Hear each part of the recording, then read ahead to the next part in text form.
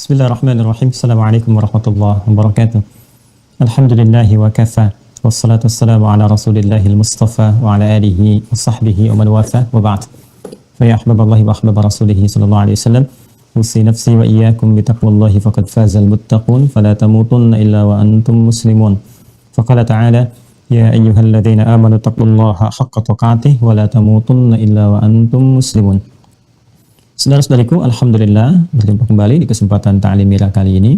Kita bermohon pada Allah Subhanahu wa taala semoga apa yang telah, sedang dan akan kita pelajari diridhai oleh Allah Subhanahu wa taala, diberikan taufik, bimbingan untuk mudah disampaikan, mudah dipahami dan juga mudah untuk diamalkan dalam kehidupan kita.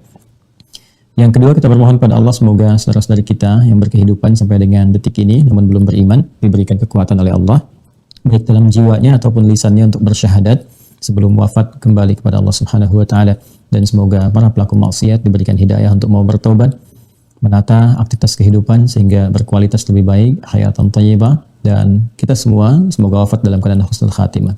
Insyaallah, amin ya rabbal alamin. Kita akan mencoba melanjutkan di pertemuan pagi kali ini bahasan yang telah kita uraikan di pertemuan yang lalu. Jika dalam 2 episode kurang lebih kemarin kita telah bahas tentang bagaimana aliran-aliran dalam akidah, perkembangan-perkembangan pasca wafatnya Nabi Muhammad SAW, kemunculan firqah-firqah dan turunan-turunannya. Dan kita akan coba sempurnakan dengan izin Allah Subhanahu wa taala bahasan kita di pertemuan kali ini dengan mengurai perbedaan antara firqah dengan madhab, dan tentunya langkah awal menuju ke sana kita akan mencoba meneruskan dulu apa yang telah kita bahas di pertemuan yang lalu. Baik, kita langsung saja karena waktu kita terbatas di kesempatan subuh pagi kali ini waktu Indonesia bagian barat. Di pertemuan lalu kita sudah pelajari dan ini sudah terhapus bersih kembali ya. Jadi Anda melihat di tayangan kemarin nanti dan dicari di mana saya menulis sampai saya berakhir ya. Dan seingat kita semua bahwa kemarin kita berhenti di fasenya Al-Imam Abul Hasan Al-Ash'ari, Ali bin Ismail Al-Ash'ari ya. Di sini kita kemarin berhenti ya, pembahasan pada Al-Imam Abul Hasan Al-Ash'ari di fase ini ya. Baik, yang sebelumnya telah kita uraikan pula bahwa pokok-pokok akidah yang menyatu dengan ta'lim Rasulullah SAW juga seputar ibadah, kan implementasinya seperti ini. Dari akidah melahirkan ibadah, dari ibadah nanti dampaknya ke muamalah, hiasannya nanti akhlak. Ya, akhlak. Jadi gambaran pokoknya, umumnya, pedoman-pedoman keislaman itu, ya, itu menampilkan 4 bagian utama ini. Akidah terkait dengan pokok-pokok iman. Ya, bahasan apapun yang terkait dengan akidah akan bermuara ke sini. Pokok iman yang terkristalisasikan pada 6 rukun utama yang telah kita uraikan dengan tuntas. Nanti pancaran dari sini akan melahirkan ibadah sebagai implementasi sekaligus pembuktian dari iman itu. Ya, maka wujudnya nanti ada syariat di sini, ya. Ada sholat, ya kan? Ada puasa, ada zakat, ada haji dan sebagainya. Nanti kita uraikan. Kemudian nanti implementasi dari sini, nilai-nilainya, hikmahnya akan terkait dengan muamalah. Seperti sholat, apa dampaknya ke muamalah? Muamalah itu interaksi sosial kehidupan kita. Tanha 'anil fahsya'i wal munkar. Tanha 'anil fahsya'i wal munkar itu kan hasil dari sini. Goalnya ibadah itu, ya, itu masing-masing punya tujuan. Seperti sholat tujuannya tanha 'anil fahsya'i wal munkar. Di mana praktek tanha 'anil fahsya'i wal munkar itu? Di muamalah. Ya, di interaksi sosial nanti bagaimana kita membebaskan diri dari sifat-sifat atau sikap-sikap yang fahsya, hal-hal yang buruk, yang kotor, yang jorok, dorongan syahwat itu, ya, pornografi, porno aksi dan seterusnya. Ini di sini prakteknya. Menghindari itu semua. Mungkar juga ada di sini. Hiasan untuk tampil semua ini itu nanti akhlak.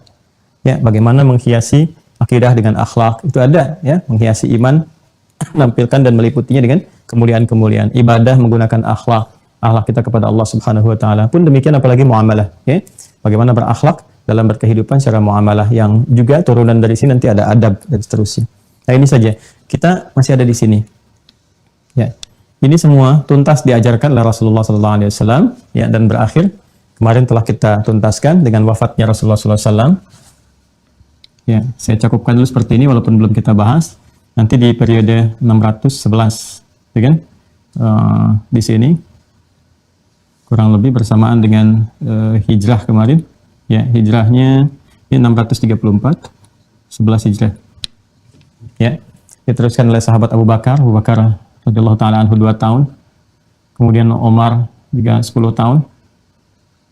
Kemudian Utsman cukup lebih lama 12 tahun. Ya. Kemudian ini tambah ya, tambah ya, ini tahun. Ini wafatnya 11 hijrah Rasulullah SAW. Kemudian Ali bin Abi Thalib tambah 5 tahun. Ya, seperti ini kurang lebih. Ini berarti 13, kan? Kemudian ini 23, 35, 41. Ya. 41 hijrah. Dan nanti bertepatan dengan Rabiul Awalnya, Rabiul Awal. Ini amul jamaah. Ya, amul jamaah. Bersinerginya antara Al-Hasan Ibnu Ali radhiyallahu taala anhuma kemudian dengan Muawiyah bin Abi Sufyan radhiyallahu taala anhu, sehingga ada satu kesatuan yang telah saya uraikan tuntas kemarin. Saya tidak akan menerangkan ini kembali. Yang saya akan tunjukkan adalah penguatan bahwa di fase-fase ini, ya, terutama nanti fase yang di sini ya, di tengah yang saya garisi ini. Nah, ini terkait dengan yang di sini setengahnya, jadi di tahun 40 Hijrah itu, setelah terjadi proses arbitrase tahkim antara Ali bin Abi Thalib dengan Muawiyah bin Abi Sufyan, yang terjadi kemudian ada gejolak politik yang diprovokasi selanjutnya oleh Abdullah bin Sabah, sehingga melahirkan di sini ada Syiah, ya kan? Saya sudah jelaskan juga dari kemunculannya sampai kemudian bertransformasi menjadi aliran ideologi yang asalnya adalah faksi politik, ya kan? Yang mensupport atau mendukung kepada Ali bin Abi Thalib, tapi kemudian mendapat provokasi dari Abdullah bin Sabah dan mengarahkan kepada doktrinasi ideologi, sehingga di sini berpengaruh kepada pokok-pokok akidah yang diantaranya menghadirkan satu lagi tambahan, yaitu al-imamah. Ya. Baik, dan ini pun ada sektenya sendiri gitu, ada sekte-sektenya sendiri. Di antara sekte-sektenya nanti kita temukan Kisaniyah, Zaidiyah dan sebagainya.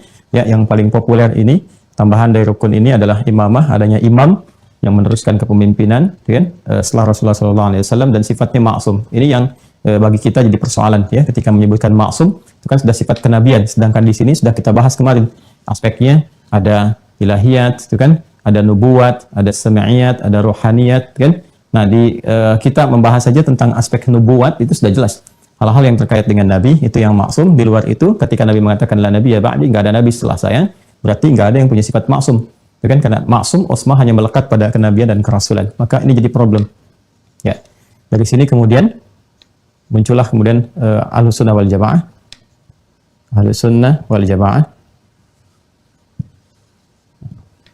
untuk merespon klaim-klaim semacam ini. Ya, dari sini juga kita temukan sebelum munculnya Syiah itu, ya, ada sempalan, ya, sempalan dari apa namanya, yang semula jadi pengikut atau pasukannya Ali bin Abi Thalib dan memiliki pikiran yang pendek, menyimpulkan sesuatu yang singkat, yang kita kenal kemarin dengan Khawarij itu, ya, bahkan menghukumi kemudian Imam Ali bin Abi Thalib, Muawiyah bin Abi Sufyan, Amr bin As, sahabat-sahabat mulia, disanjung oleh Nabi, orientasinya akhirat, ya, sebagai orang-orang yang kafir, yang layak untuk dibunuh, dan puncaknya adalah wafatnya Al-Imam Ali karamahullahu wajhah, ya, oleh Ibnu Muljam, yang saya telah uraikan di pertemuan yang lalu juga.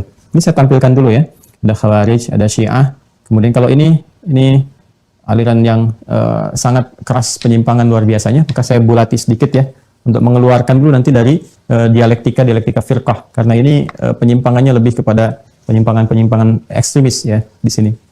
Kalau ini sudah membentuk aliran doktrinasi dan Ahlus Sunnah wal Jamaah, terus kita juga sudah menyampaikan bahwa di fase-fase ini setelah Amul Jamaah, stabilitas negara itu ya tidak bisa membatasi gerak-gerak dialektika pemikiran, mulai karena dampak dari sini mulai menghadirkan doktrin, reaksinya muncul dari beberapa pihak-pihak yang lain, maka mulai terjadi penalaran-penalaran, diskusi-diskusi, pendapat-pendapat yang kemarin telah kita juga sampaikan, melahirkan juga aliran Qadariyah. Ya, saya sudah tuntaskan kemarin dari mulai munculnya, pendirinya dan sebagainya, dicek ya di video yang lalu supaya kita tidak berulang. Kemudian juga Jabariyah, sudah kita sampaikan juga. Ya, dan di antara ini semua provokatornya adalah aliran Sabaiyah yang kembali kepada Abdullah bin Sabah itu. Ya, Sabaiyah ini yang menjadikan banyak hal. Ya, nah. Yang ingin saya sampaikan dulu, teman-teman sekalian, kita ingin tuntaskan dulu ini nih, ya, tuntaskan di sini. Ketika ada Syiah kemudian Ahlus Sunnah wal Jamaah sebagai respon ke sini, ya, untuk meluruskan kembali apa yang tidak tepat di sini, Ya, karena di sini juga ada unsur-unsur nanti ya celaan kepada sahabat-sahabat sebelumnya yang menganggap bahwa apa yang didapatkan oleh Abu Bakar, kemudian Omar, Utsman itu tidak layak, yang layak adalah Ali bin Abi Thalib dan sebagainya. Seperti kemarin saya tuntas ya, supaya tidak terpotong, kembalikan kepada taklim yang kemarin ya, bahwa apa yang telah diraih ini kemudian dinegasikan, ditepikan atau bahkan ditolak, dinafikan sama sekali atas provokasi-provokasi Abdullah bin Sabah itu. Ya, walaupun nanti juga implikasinya banyak sekali, termasuk nanti dari pemahaman terhadap kesini ke ibadah, ya, termasuk ke muamalah, juga nanti ke akhlak, karena semua yang ada di sini akan berdampak ke sini.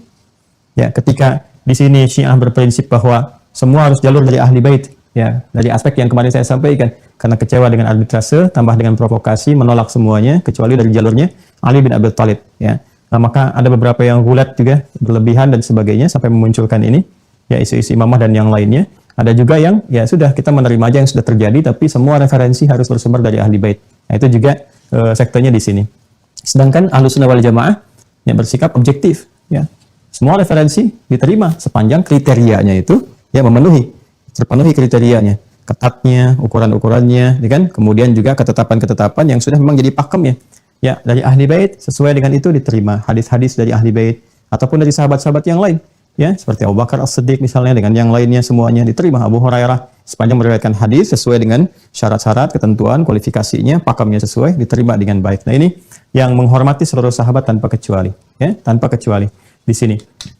Nah, kemudian muncul Qadariyah, Jabariyah, di tengah-tengah ini juga kemarin kita kisahkan ada Mu'tazilah, ya, Mu'tazilah.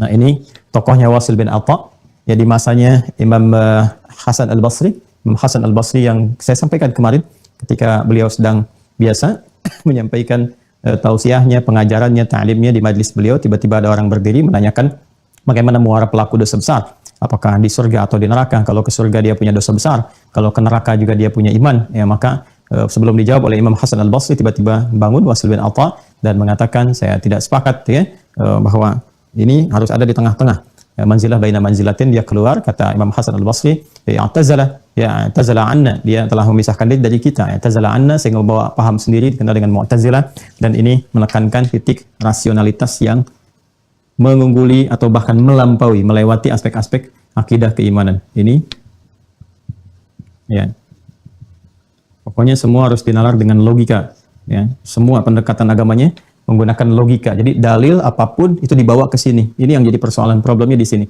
Ya. Sedangkan saya sampaikan di banyak sekali sesi pertemuan kita bahwa di atas logika itu masih ada lagi, yaitu hikmah. Ya, di atas rasio, di atas akal itu ada hikmah, dan hikmah itu sumbernya iman. Ya. Karena itu hal-hal yang tidak bisa ditangkap oleh logika, ya kan? Karena keterbatasan ini, maka harus dibantu oleh hikmah. Hikmah ini dapatnya lewat iman. Diimani dulu, baru hikmah datang. Setelah hikmah datang itu akan membimbing logika kepada jalan yang benar. Ya, secara singkat, kemarin sudah kita bahas bahwa di antara tokoh ini perkembangannya nanti ada yang bernama Ali Al-Jubba'i, ya. Al-Jubba'i. Nah, dan di antara murid spesial Ali Al-Jubba'i ini, ya, yang dibimbing, dirawat oleh beliau secara langsung adalah ini Imam Abul Hasan Al-Asy'ari, ya, Ali bin Ismail, yang nasabnya tersambung ini, beliau ini kepada sahabat mulia Nabi, yaitu Abu Musa Al-Asy'ari. Abu Musa Al-Asy'ari. Ya.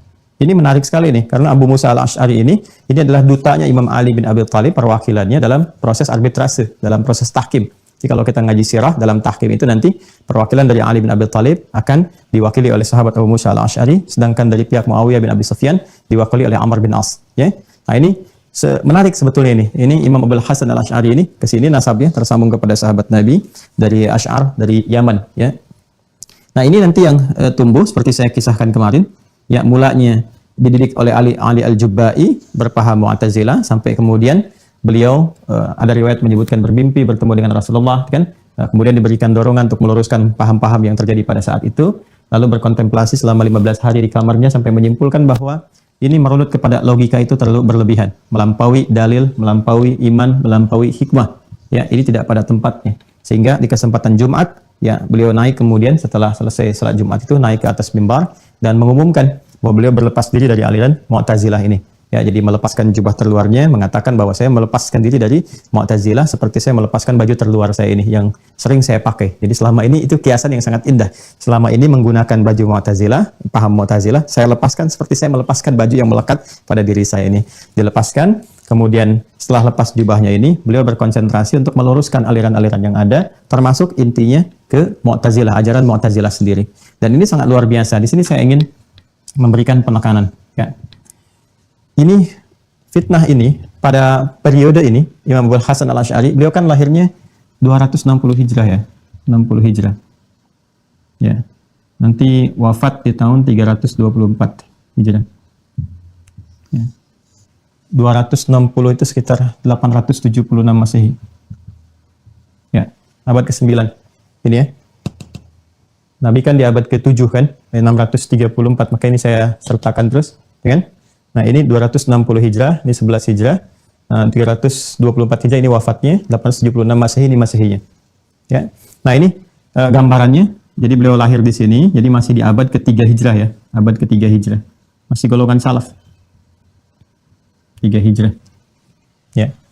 Berarti ini kurang lebih beda 6 tahun lah dengan Al-Imam Al-Bukhari.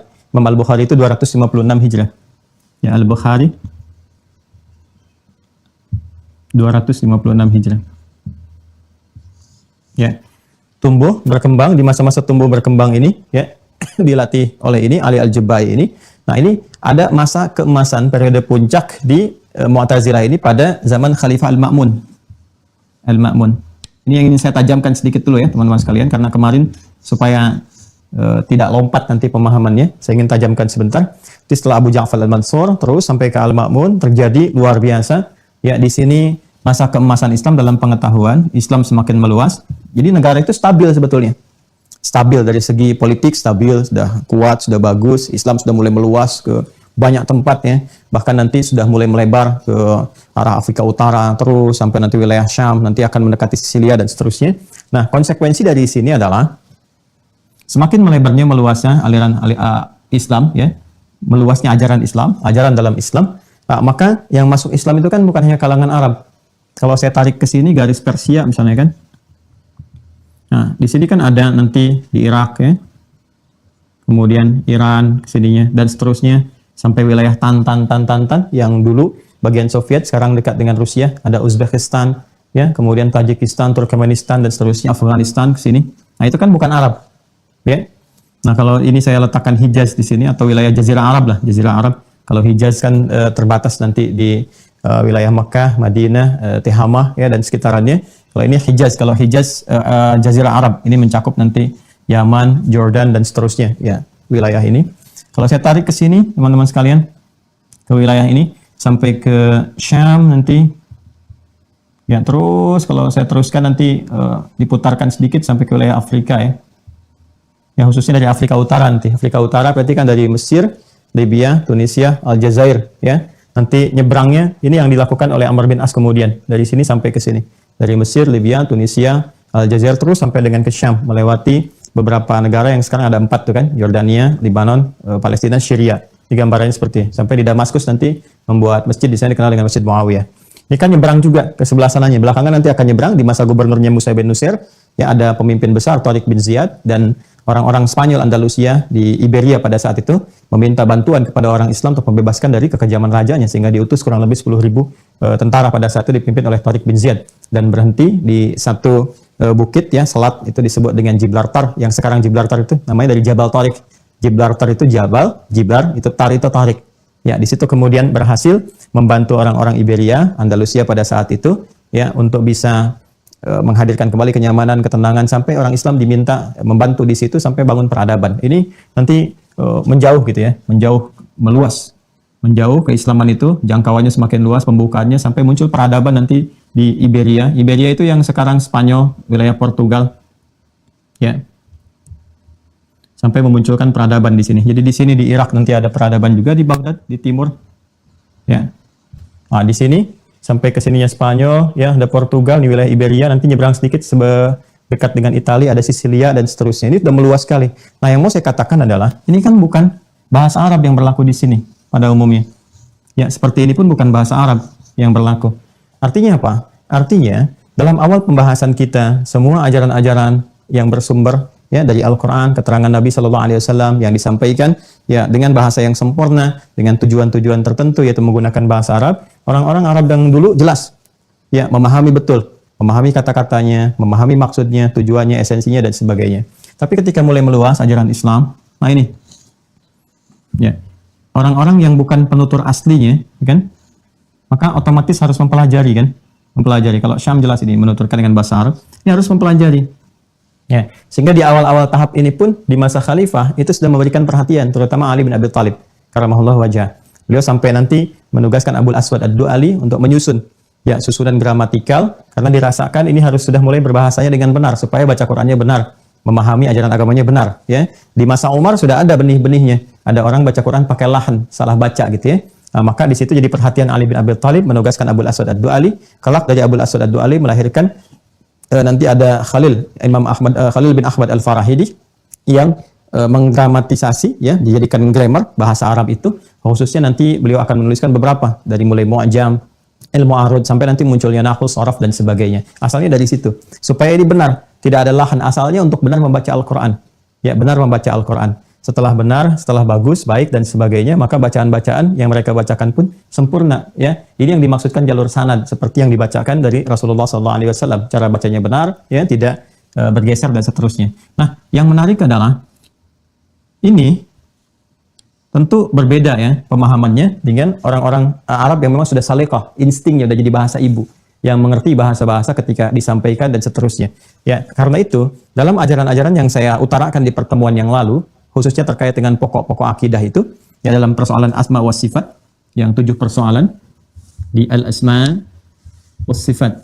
Ini teman-teman kalau baru bergabung sekarang, boleh jadi ada lompatan ketidakbersambungan, walaupun saya petakan sedikit ya. Karena itu saya sarankan lihat yang kemarin dulu, sebelum melihat video yang sekarang, supaya ada ketersambungan di dalamnya. Ya.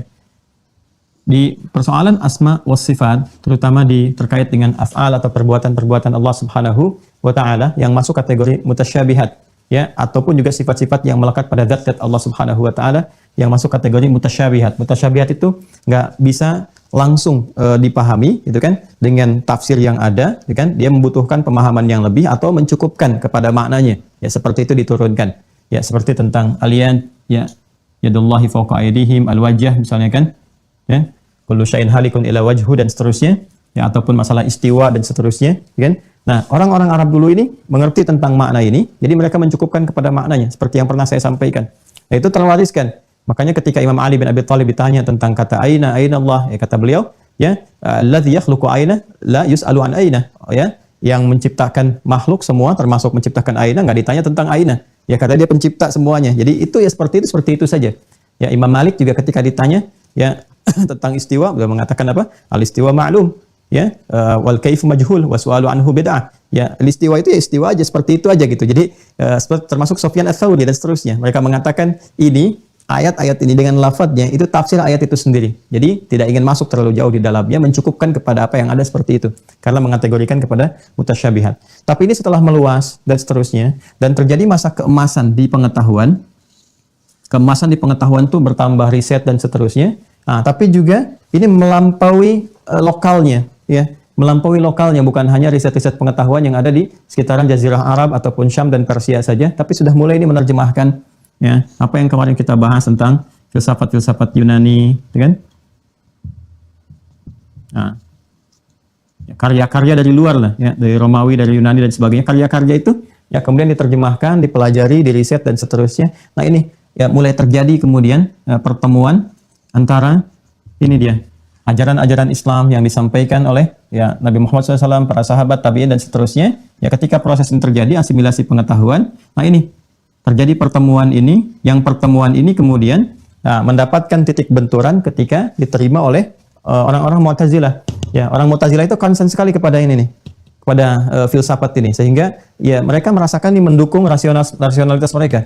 Karena saya pernah katakan di pertemuan yang lalu, filsafat itu kan ya lebih kepada bagaimana mengkonstruksikan pemikiran itu sehingga sejalan dengan logika. Ya, kayaknya menguji aja pemikirannya, akalnya supaya sehat, supaya mencerna ini dan itu sesuai dengan konsepsi logika. Nanti turunannya di ilmu mantik, ya, ada silogisme, kemudian ada premis-premis dan sebagainya. Jadi semua diukurnya berdasarkan logika di sini. Nah, Nah, ini mendapatkan ruangnya nih, aliran Mu'tazilah ini. Ini mendapatkan ruangnya, kemudian juga merasa kuat di sini, dan didukung karena gerakan ini, penerjemahan, ya, dan serapan-serapan pengetahuan didukung oleh Al-Ma'mun, sehingga ini dilindungi, ya, oleh kekuasaan. Dilindungi oleh kekuasaan. Ini yang menyebabkan kemudian ujian-ujian di persoalan-persoalan pokok akidah, terutama yang terkait dengan ini nanti, persoalan-persoalan asma wa sifat, dan nanti bahkan menyentuh Al-Quran. Ya, puncaknya ketika orang-orang Mu'tazilah mengatakan Al-Quran itu makhluk. Karena pendekatannya menggunakan logika yang tidak disupport oleh hikmah ini, tidak menggunakan iman. Padahal dalil ada, hikmah juga ada, bisa dijelaskan oleh hikmah. Cuma karena mereka tidak sampai kepada ini, berhenti di logika, sehingga menyimpulkan berbagai turunan agama dengan pendekatan logika. Ya, maka karena Mu'tazilah ini ya supportnya ke sini, ya mereka banyak meriset, mendapatkan ini semua singkatnya dan disupport oleh khalifah, maka khalifah pun menetapkan semua harus berdasarkan paham Mu'tazilah. Ya, maka ulama-ulama kita banyak yang diuji pada saat itu, termasuk Imam Ahmad bin Hanbal. Ya, ada yang dihukum, kemudian ada yang dicambuk dan sebagainya supaya bisa mengakui hal-hal yang disampaikan oleh Mu'tazilah ini. Nah, puncaknya semua ini nanti ya, ini akan diruntuhkan. Diruntuhkan ini semua dengan munculnya ini Al-Imam Abul Hasan Al-Asy'ari yang tadinya memang belajarnya di Mu'tazilah, dididiknya di Mu'tazilah, setelah mendapatkan perenungan, kontemplasi, ya memohon petunjuk kepada Allah, bermimpi dengan Nabi, mendapatkan jawaban tadi. Beliau naik ke atas mimbar itu setelah Jumat itu dan mengatakan melepaskan diri sampai menulis kemudian kitab-kitab untuk membantah semua ini ya dengan hikmah. Apa pendekatan yang beliau lakukan? Ada dua. Ya, pendekatan pertama adalah mengembalikan pemahaman-pemahaman ini ya tentang sifat-sifat terkait af'al ataupun zatnya Allah Subhanahu wa taala yang masuk kategori mutasyabihat, bukan muhkamat. Kalau muhkamat yang seperti saya contohkan kemarin, qul huwallahu ahad jelas. Ya, nggak butuh penjelasan banyak-banyak dan sebagainya. Allahus Samad jelas, ya nggak butuh penjelasan banyak-banyak. Wa huwas sami'ul basir jelas. Ya, tapi ketika bicara tentang yad, wajah, istiwa, ya dan sebagainya, ya butuh pendalaman-pendalaman yang boleh jadi akal nggak sanggup sampai ke situ. Sehingga iman yang harus didahulukan. Ya iman aja seperti apa adanya. Ya, nggak usah diterjemahkan, nggak usah ditafsirkan banyak-banyak karena memang akal nggak sampai ke situ. Jadi cara yang pertama udah diimani aja. Ya, jadi tafsirnya ayat itu sendiri. Ya, nggak perlu pakai penjelasan, nggak perlu menggunakan takwil, nggak perlu menggunakan tamtsil, nggak perlu menggunakan takyif. Takyif itu cara seperti apa? Ya, tamtsil itu penyerupaan, ya, sehingga dekat kepada tajsim dan melahirkan mujassimah, itu yang sangat berbahaya. Ya, atau juga nanti nggak perlu pakai pendalaman-pendalaman seperti takwil, kembalikan seperti hal asalnya saja, ya. Ya, jadi tafwid saja dikembalikan kepada seperti hal asalnya. Jadi kalau sudah yad, ya yad saja gitu ya, seperti orang Arab memahaminya seperti itu. Jelas ya? Jadi kalau misalnya yadullahi fawqa aydihim, ya apa yang dimaksud dengan ini ya? Maksudnya ya ayat itu sendiri. Yadullahi fawqa aydihim ya seperti itu, ya. Kullu syai'in halikun illa wajhu, ya wajhu ya wajhunya saja. Itu dikembalikan kepada asal dari lafaz ini dan masuk dalam golongan mutasyabihat. Itu metode yang beliau gunakan pertama kali untuk merujuk ya kepada keterangan ataupun prinsip yang dipegang oleh ulama-ulama sebelumnya yang tersambung kepada generasi sahabat. Ya, beliau kan di sini nih hidupnya 260 Hijrah, kan? Ini sudah masuk golongan tabi'in atau tabi'in ya di tahap ini. Ya. Kan abad kedua Hijrah itu masuk tabi'in tuh. Ya, kalau kita mau ambil batas itu 150 Hijrah lah perjumpaan dengan sahabat. Ini di sini ada Imam Abu Hanifah An-Nu'man. Contohnya di fikih ya. Nah, ini Imam Abu Hanifah kan masih berjumpa dengan sahabat. Ya. Kalau di tafsir misalnya ada Imam Mujahid yang masih berjumpa dengan Ibnu Abbas radhiyallahu taala anhuma. Ya, kurang lebih batasnya di sini. Ini ada perjumpaan. Ini sudah tabi'in ke sini, ya. Sampai ke awal abad ketiga. Itu tabi'in. Selebihnya tabi'ut tabi'in. Masih generasi salaf, generasi-generasi yang terbaik. Jadi ini masih dikembalikan ke atas. Seperti Imam Malik berkomitmen menyampaikan, kan? Sampai dengan ke atasnya. Terus kemudian yang kedua, untuk menjawab yang ini persoalan nih, yang selalu melogikakan. Yang ini, kemudian juga yang bukan Arab nih, yang berpotensi menghadirkan makna-makna berbeda. Ya, karena gini, bagaimanapun kalau kita membaca Al-Quran, seperti kita sekarang kan bukan orang Arab, kita orang Indonesia, ya kan? Dan bahasa Arab bukan bahasa ibu. Jadi kita tidak mengetahui ini apa nih, iyad ini dalam bahasa Arab sesungguhnya kemana gitu kan? Ya, yang tahunya kita kan terjemahan aja, ya dia tangan, gitu kan? Kemudian wajah, ya wajah. Nah, ini berbahaya ketika kemudian membaca ayat-ayat terkait dengan sifat-sifat Allah Subhanahu wa taala, pemahamannya dengan terjemahan. Bukan memahaminya dengan bahasa ibunya. Ya, ketika dipahami dengan terjemahan, maka berpotensi menghadirkan citra di benak kita. Coba kalau saya sebutkan kepada Anda, tangan. Ya, Anda bukan hanya akan menyebutkan dengan lisan tangan, tidak, tapi akan mencitrakan di kepala Anda karena kan ini kepala kita, akal kita menangkap apa yang masuk. Kalau kita diajarin tangan begini ya tangan dengan wajah. Sejauh apapun kita mengatakan laisa kamitslihi syai', tidak ada yang serupa dengan Allah Subhanahu wa taala. Tapi ketika diterjemahkan kata ini dengan tangan jadi problem. Jelas ya? Nah, dan ini menuntut secara logika, ini menuntut penjelasan. Nah, sedangkan apa yang dituntut oleh logika ini nggak sampai. Karena kenapa? Ini bahasanya bahasan hikmah di sini. Maka untuk bisa memberikan bimbingan kepada logika harus pakai ilmu hikmah. Di antara turunan hikmah itu apa ilmunya? Takwil. Ya. Jadi nanti ada yang bisa dijelaskan dengan tafsir, ada yang bisa dijelaskan dengan takwil. Ya, saya pernah sampaikan kepada Anda, kalau Anda ingin mengatakan, "Oh, bintang bagus sekali ya." Terus Anda jelaskan, bintang itu begini, dia termasuk benda-benda langit, punya rasi, punya ini, itu tafsir namanya. Tapi kalau Anda sudah masuk ke melihat bintang dengan mengatakan subhanakallah, ya Allah engkau maha sempurna, ma khalaqta hadza batila, engkau tidak menciptakan ini dengan sia-sia. Ini adalah fungsi untuk mendekatkan diri kepada Allah. Dengan melihat ini kita menyadari bagaimana Allah menata semesta dan sebagainya. Itu takwil namanya. Sampai kepada inti sesuatu, ya. Nah, kalau kita ingin membahas tentang ini, menguraikan ini dan memberikan jawaban kepada ini, ya karena Islam itu diuji dengan sangat luar biasa. Ya, muncul golongan-golongan semacam ini di luar pakem kebiasaan yang membawa nalar logika, sedangkan di antara golongan manusia kalau belum paham sepenuhnya, tidak mengerti bahasa ibu, kemudian secara logika juga merasa bahwa wah ini nggak masuk, ini berbahaya. Ya, seakan-akan Islam tidak logis. Padahal bukan tidak logis, ya. Tapi ini belum mampu dibimbing oleh hikmah karena nggak sampai mempelajarinya ke aspek ilmu hikmah ke sini. Sedangkan hikmah pendekatannya nanti menggunakan takwil. Nah, kalau sekiranya ini tidak dimunculkan, berbahaya bagi yang di sini, di luar-luar ini, yang sudah kemasukan paham-paham filsafat. Makanya orang-orang yang terjebak di sini dan tidak memulai dengan ini, dengan iman, jadi bukan la raiba fih dulu. Ya, imannya dipertaruhkan menggunakan logikanya, itu yang berbahaya. Jadi akan menunggu segalanya logis baru memutuskan beriman sepenuhnya. Ya, kalau memang sudah iman sepenuhnya dengan logikanya memang kuat. Tapi persoalannya kalau ini tidak didahulukan bisa kufur gitu. Ya, nanti akhirnya cuma hanya menyebutkan semesta karena nggak kenal Allah. Karena itu orang yang terjebak di sini, tidak pernah mendalami ke sini, dia hanya akan menilai segala aspek spiritual itu dengan alam semesta aja. Kalimat-kalimatnya ini alam semesta, begini alam semesta, karena nggak nyampe ke sini. Tapi kalau kita memulai dengan ini, nanti akal akan dibimbing, logika akan dibimbing untuk memahami apa yang kita pelajari. Nah, aliran semacam ini ada. Nah, untuk bisa memberikan penjelasan, ya, dan sekaligus mematahkan argumentasi yang ada di sini, ini memerlukan hikmah. Hikmah inilah kemudian yang diantara turunannya ada takwil di sini. Ya. Maka Al-Imam Abul Hasan Al-Asy'ari kemudian menjawab persoalan-persoalan logika ini dengan menggunakan pendekatan takwil. Ya.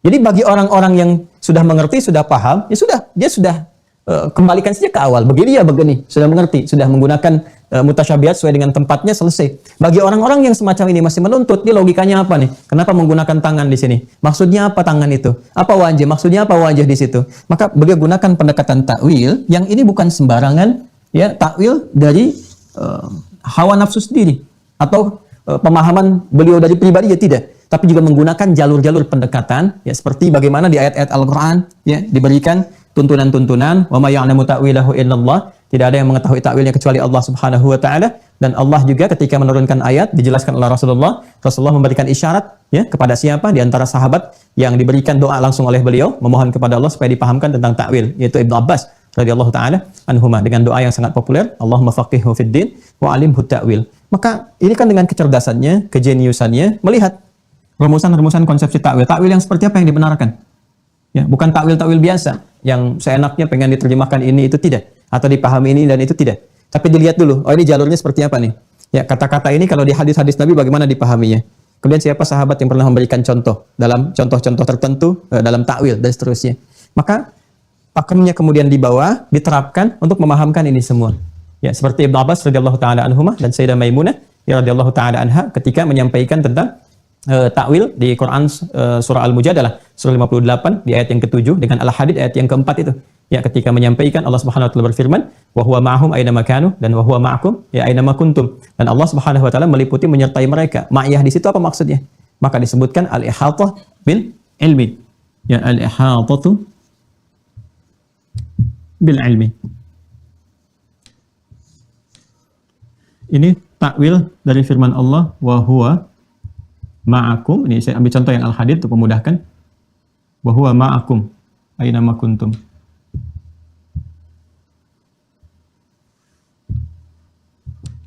Ini.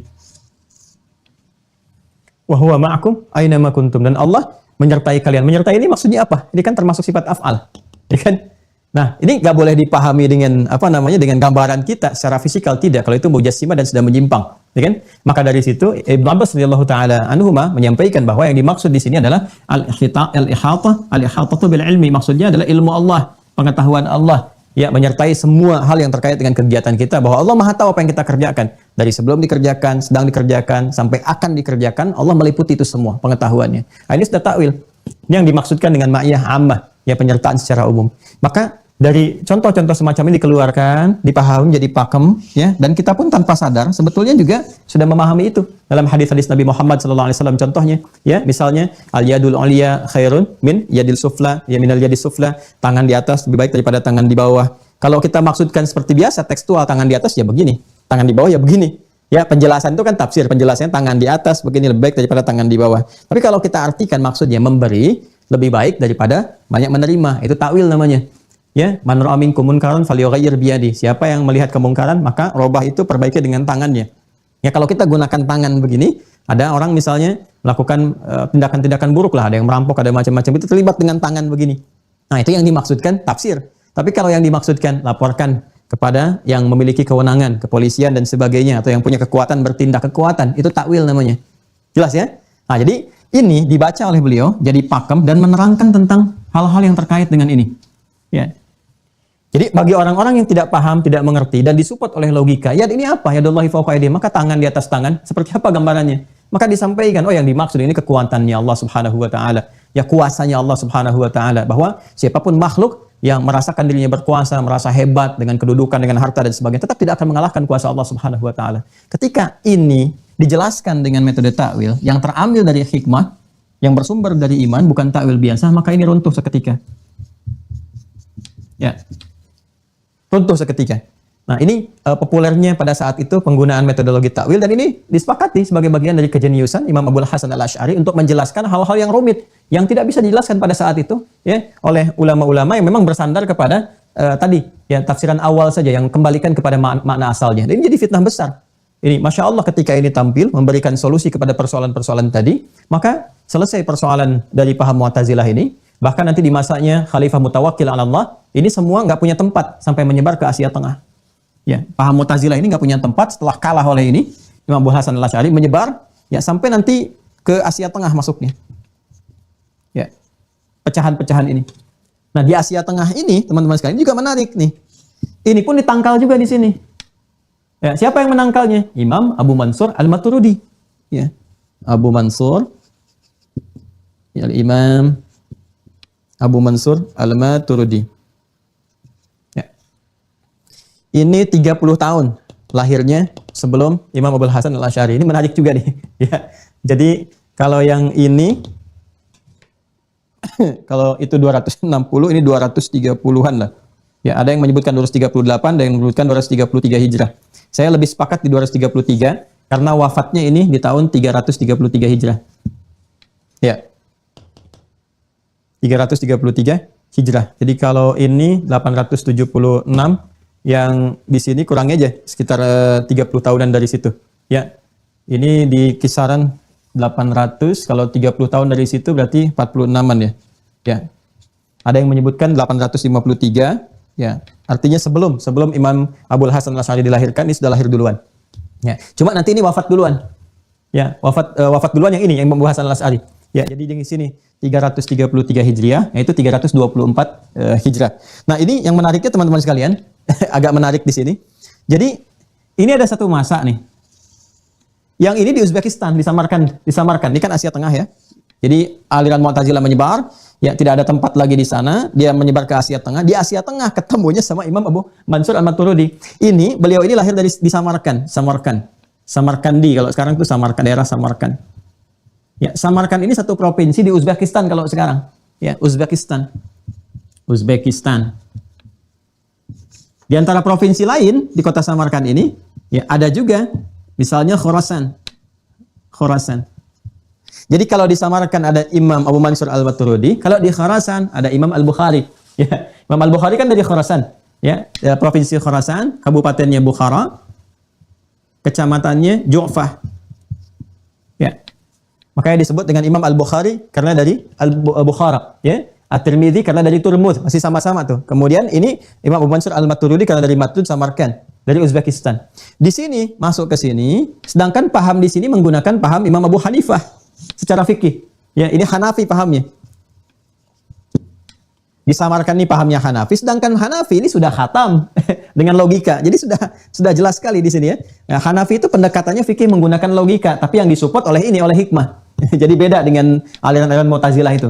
Jadi ini sudah mengerti logika, sudah paham, dan ini yang paling menarik adalah senafas dengan ini, Imam Abul Hasan Al-Asy'ari. Jadi begitu kemudian mereka Mu'tazilah datang ke Asia Tengah pun, ini penangkalnya sudah ada, yaitu Imam Abu Mansur Al-Maturidi. Jadi ke Asia Tengah juga gagal, di sini juga gagal, ya. Dan apa yang disampaikan oleh Imam Abu Mansur Al-Maturidi itu senafas dengan apa yang diutarakan oleh Imam Abul Hasan Al-Asy'ari. Ketika di sini, alhamdulillah umat Islam terbebas dari fitnah-fitnah, ujian-ujian, ya tentang apa-apa yang dibawa oleh logika ini, aliran Mu'tazilah. Ini yang salah bukan logikanya ya, awas hati-hati. Yang salah bukan filsafatnya. Ya, kalau filsafat itu secara keilmuan itu benar untuk menguji cara berpikir, nggak ada masalah. Ya, bahkan turunannya nanti ada ilmu mantik, ilmu logika, nggak ada masalah di filsafat. Yang salah itu adalah ketika menarik semua dalil-dalil itu dengan pendekatan filsafat, itu keliru. Karena filsafat itu kan dasarnya logika. Ada dalil-dalil di Al-Quran itu yang nggak bisa dibaca secara langsung oleh logika. Kenapa? Karena di atas logika keberadaannya. Di atas logika itu adalah ilmu hikmah. Jadi kalau kita nggak bisa tangkap pakai logika, tangkapnya pakai hikmah. Itu maksudnya. Ya, jadi kalau semua dibaca pakai logika nggak akan nyambung. Ya, bukan ayatnya nggak logis, andanya yang nggak mampu. Jadi kalau tidak mampu jangan menyalahkan ayat, andanya tambah belajarnya, tambah wawasannya. Ya, seperti Anda. Ini kalau masuk pakai ini semua nanti gerakan yang muncul seperti liberal, ya, gerakan-gerakan ahli transgender, gerakan-gerakan misalnya yang feminis dan sebagainya. Dia nanti munculnya ya seperti itu saja. Kenapa warisan 1:2 bukan 1:1? Ini nggak logis. Ya karena Anda pakai logika, nggak pakai ilmu hikmah. Jelas ya? Nanti isu-isu yang dimunculkan sekarang itu selalu mengarahnya ke sini nih, karena pendekatannya yang salah. Jadi bukan filsafatnya yang keliru. Ya, bukan filsafatnya yang keliru, tapi cara memahami agama ditarik kemudian dengan filsafat yang berdasarkan kepada logika tanpa mempertimbangkan hikmah, dalil, dan nilai-nilai keimanan. Itu yang keliru. Nanti Imam Al-Ghazali itu menulis khusus tentang ini. Tahafut al-falasifah. Ya, kerancuan para filosof, bukan filsafatnya. Ingat, bukan filsafat itu filosofi ya. Jadi memahami segala sesuatu dengan pendekatan akal, sehingga puncaknya ya malah tidak beriman, ini yang salah. Atau mereduksi nilai keimanan, ya ditarik kepada aspek-aspek logika. Maka beliau mengarang kitab namanya Tahafut al-Falasifah. Walaupun nanti dijawab oleh Ibnu Rushd dengan Tahafut at-Tahafut. Ya, tapi tetap di sini yang paling menarik adalah ya, tidak menyalahkan filsafat sebagai ilmunya, tapi lebih kepada kekeliruan menarik nilai-nilai syariat yang dipahami harus menggunakan pendekatan logika. Ini yang keliru. Maka diluruskan oleh ini. Nah, ini ketika selesai masalah ini, jadi logikanya tetap sehat, tetap bagus, dipahami dengan logika karena dibimbing oleh hikmah, maka pada masa itu alhamdulillah, ya, fitnah ini bebas, berhasil, ini paham, yang di luar ini pun bisa mengerti, bisa jelas dengan ajaran Islam. Jadi bagi yang ingin menarik kepada dasar-dasar pemahaman kepada ulama-ulama terdahulu, yang ditarik kepada aspek tabi'in, sahabat, yang memang kasus ini nggak ada sebelumnya. Karena di masa sahabat kan lokalnya masih Jazirah Arab. Ya, masa tabi'in umumnya masih Jazirah Arab. Jadi isu-isu semacam ini belum ada. Dan nggak membutuhkan pendekatan takwil. Kenapa? Karena sudah jelas mereka memahami tentang bahasa ibunya. Sudah mengerti ya begitu.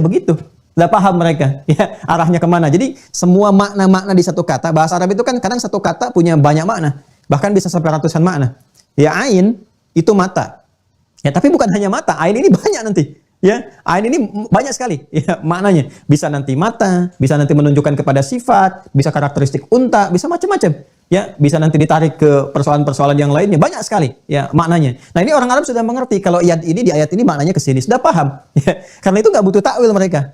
Ya. Nah, sebagian pun yang ingin mereka konfirmasi itu hanya kelemahan pengetahuan untuk menangkap di persoalan-persoalan terkait dengan aspek ilmiah misalnya. Seperti kemarin saya kisahkan tentang kasus bagaimana benang putih dengan benang hitam saat puasa itu. Ya, yang Quran surah kedua 187 itu. Jadi bukan terkait dengan makna-makna dasar kebahasaan. Nah, ujian yang nyata itu ketika ini mulai meluas, keluar wilayah Arab yang bukan salikah, bukan instingnya, bukan bahasa ibunya. Ini jadi persoalan. Maka Imam Abul Hasan Al-Asy'ari menghadirkan metodologi ini untuk memberikan kekuatan pemahaman bahwa begini cara memahaminya, jangan sampai ditarik ke terjemahan kita biasa. Sehingga bisa keliru memahami ayat-ayat yang terkait dengan ini. Jadi kalau kita ingin misalnya bahwa ayat-ayat ini, ingin bebas dari keluar dari khilaf, persoalan yang sudah kita cukupkan sedemikian, dipahami apa adanya, selesai. Ya kan? Nah, tapi kalau kita ingin tarik ke pemahaman, jangan paksakan dengan terjemahan kita sebab bisa keliru. Ya, karena itu tarik dengan pemahaman-pemahaman yang seperti yang disampaikan seperti ini. Ya. Ini sudah mafhum. Kalau saya mau detilkan, kita turunkan kitab-kitab. Ya, ada yang berkomitmen tetap dengan menjaga makna ini seperti Ibnu Katsir misalnya. Al-Imam Ibnu Katsir ini ketika menerangkan tentang makna wajah, ya sudah kembalikan kepada Allah, kepada zatnya, itu kan zatnya Allah Subhanahu wa taala. Jadi kembalikan kepada Allahnya, ya.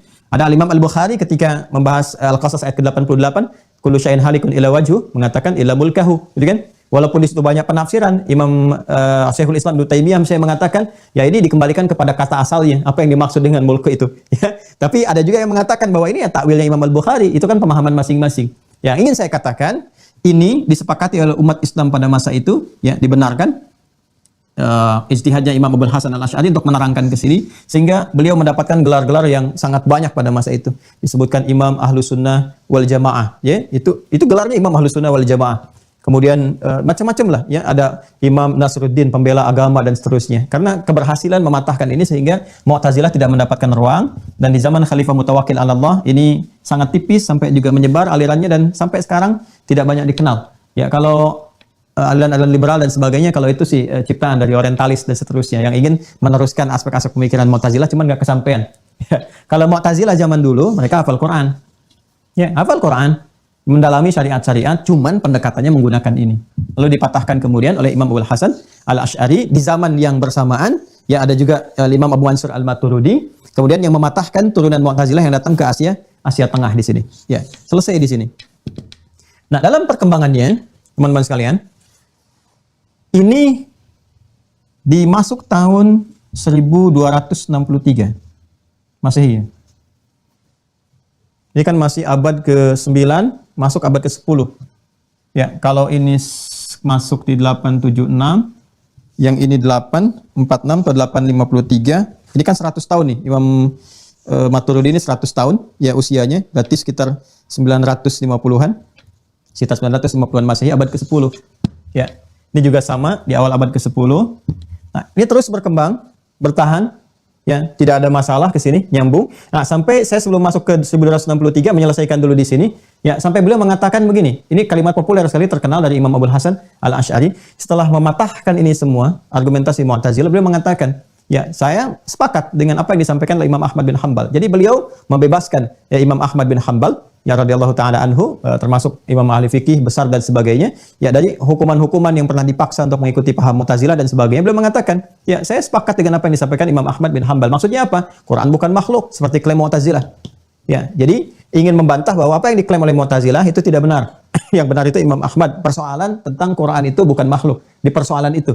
Ya, jadi bukan karena persoalan membahas masalah takwil dan sebagainya, tapi ingin menerangkan bahwa prinsip yang dibangun oleh Imam Ahmad itu benar, Quran itu bukan makhluk, dijawab juga oleh beliau dengan logika dan sebagainya, selesai di situ tuntas. Jadi, apa yang terkait dengan Imam Ahmad juga selesai, terkait dengan aspek logika juga selesai, dan di situ umat Islam pada masa itu menjadikan beliau dengan menggelari berbagai macam gelar yang positif sifatnya. Ini berjalan. Nah, inilah berjalannya waktu, kemudian di 1263 Masehi, tepatnya 22 Januari. Sekarang tanggal berapa Januari? Ini tanggal 22, berapa? 16 Januari. Berarti 6 hari lagi. 22 Januari 1263 di Haran. Haran itu dekat ke Turki sekarang ya. Dekat ke Turki, tapi dulu masuknya ke masih Romawi. Ya. Di Haran. Itu lahir juga ya seorang alim, orang yang luar biasa keilmuannya, gitu kan? Kemudian juga pemahamannya terhadap syariat dan sebagainya. Namanya Imam Taqiyuddin. Taqiyuddin. Ya, yang populer disebut dengan Ibnu Taimiyah. Ibnu Taimiyah. Imam Taqiyuddin, Ibnu Taimiyah. Ini 1263 Masehi. Ya, berarti abad ke-13. 3 abad dari sini. Saya urutkan ini penting ya, ini penting sekali untuk dipahami sehingga Anda mengerti kalau nanti bicara tentang kalimat-kalimat atau istilah-istilah yang muncul sekarang bisa mengetahui dengan baik. Jadi kalau kita tarik ke sini, ya ini dari Nabi abad ke-7, kan? Kemudian masuk ini sahabat masih abad ke-7, abad ke-8-nya tabi'in. Kemudian ini awal abad ke-9 tabi'in dan tabi'ut tabi'in. Ini ya, yang di 260-an Hijrah, yang ini 11 Hijrah sampai ke 100-an, 150-an lah. Ya, ini 150 sampai ke 200-an awal abad ketiga. 200 ya, sekitar 220 250 lah ya. Ke sini abad ketiga pertengahan ya 260-an ya, pas ini masanya. Ke atas. Setelah ini golongan tabi'un tabi'in. Jadi ini berakhir kan abad ke-10. Nah, ini munculnya di abad ke-13. Ya. Nah, Imam Ibnu Taimiyah ini ya termasuk ingin mempopulerkan kembali pemahaman-pemahaman ini, khususnya ini dalam bidang akidah ya. Saya tidak membahas dalam bidang fikih karena beliau juga nanti punya pendapat di bidang fikih, termasuk juga di bidang ini terkait dengan akhlak. Beliau menulis kitab nanti risalat atau risalat fi ilmu nafs ya, terkait dengan ilmu nafsi itu ada. Saya pernah mengajarkan itu juga di Al-Azhar ya. Nah, ini gambarannya teman-teman sekalian ingin mengembalikan ini kepada pemahaman asal ya, yang melepaskan dari takwil. Jadi sudah nggak usah ditakwil, kembalikan aja ke asalnya seperti semula, seperti itu, seperti singkatnya demikian. Ya, jadi mengembalikan kepada awal bagaimana orang-orang dahulu itu memahaminya seperti itu. Ya, baik oleh orang Arab ataupun di luar Arab atau siapapun, dah cukupkan sampai di situ aja. Ya, sehingga tidak terjebak lagi dengan persoalan-persoalan ini ya, dan beliau lebih memahami sudah ya seperti apanya seperti itu. Kemudian wajah seperti apanya seperti itu. Ar-Rahmanu 'alal 'arsy istawa, ya istawa aja sudah, enggak usah dipahami dengan yang lain-lain. Jadi intinya dikembalikan lagi kepada pemahaman-pemahaman semula. Nah, ini generasi ini kan generasi awal nih. Ya, mereka yang tadi saya katakan, mereka belum ada di sini, belum ada isu-isu seperti yang muncul di zaman Khalifah Al-Ma'mun. Islam sudah mulai meluas. Nah, ini generasi awal ini, generasi yang memang langsung bersentuhan dengan ta'limnya Nabi, sahabat, kan? Dari sahabat langsung ke tabi'in. Tabi'in itu mengenal karena lebih dekat masanya kepada sahabat dan sebagainya. Jadi nggak ada masalah di sini. Dan lebih dekat secara areanya, ya, terbatas masih di wilayah Arab yang memang salihah di bidangnya, keilmuannya sudah pas gitu ya, di dalamnya di situ. Nah, ini ingin mengembalikan lagi ke situ. Sudah, sebagai umat Islam, intinya seperti itu. Jadi kita iman aja, ada mutasyabihat, ada muhkamat. Kalau mutasyabihat, nggak usah ditarik ke muhkamat dengan takwil, kembalikan seperti orang dulu seperti itu memahaminya. Ini gerakannya dipopulerkan singkatnya oleh Imam Syekhul Islam Ibnu Taimiyah. Mengembalikan kepada asal di sini, generasi dulu. Ya, dulu bahasa Arabnya disebut dengan salaf namanya. Ya, salaf tuh di sini nih, di abad 1 sampai dengan kedua dan awal abad ketiga Hijrah. Jadi kalau kita turunkan 1 sampai awal abad ketiga Hijrah. Di salaf.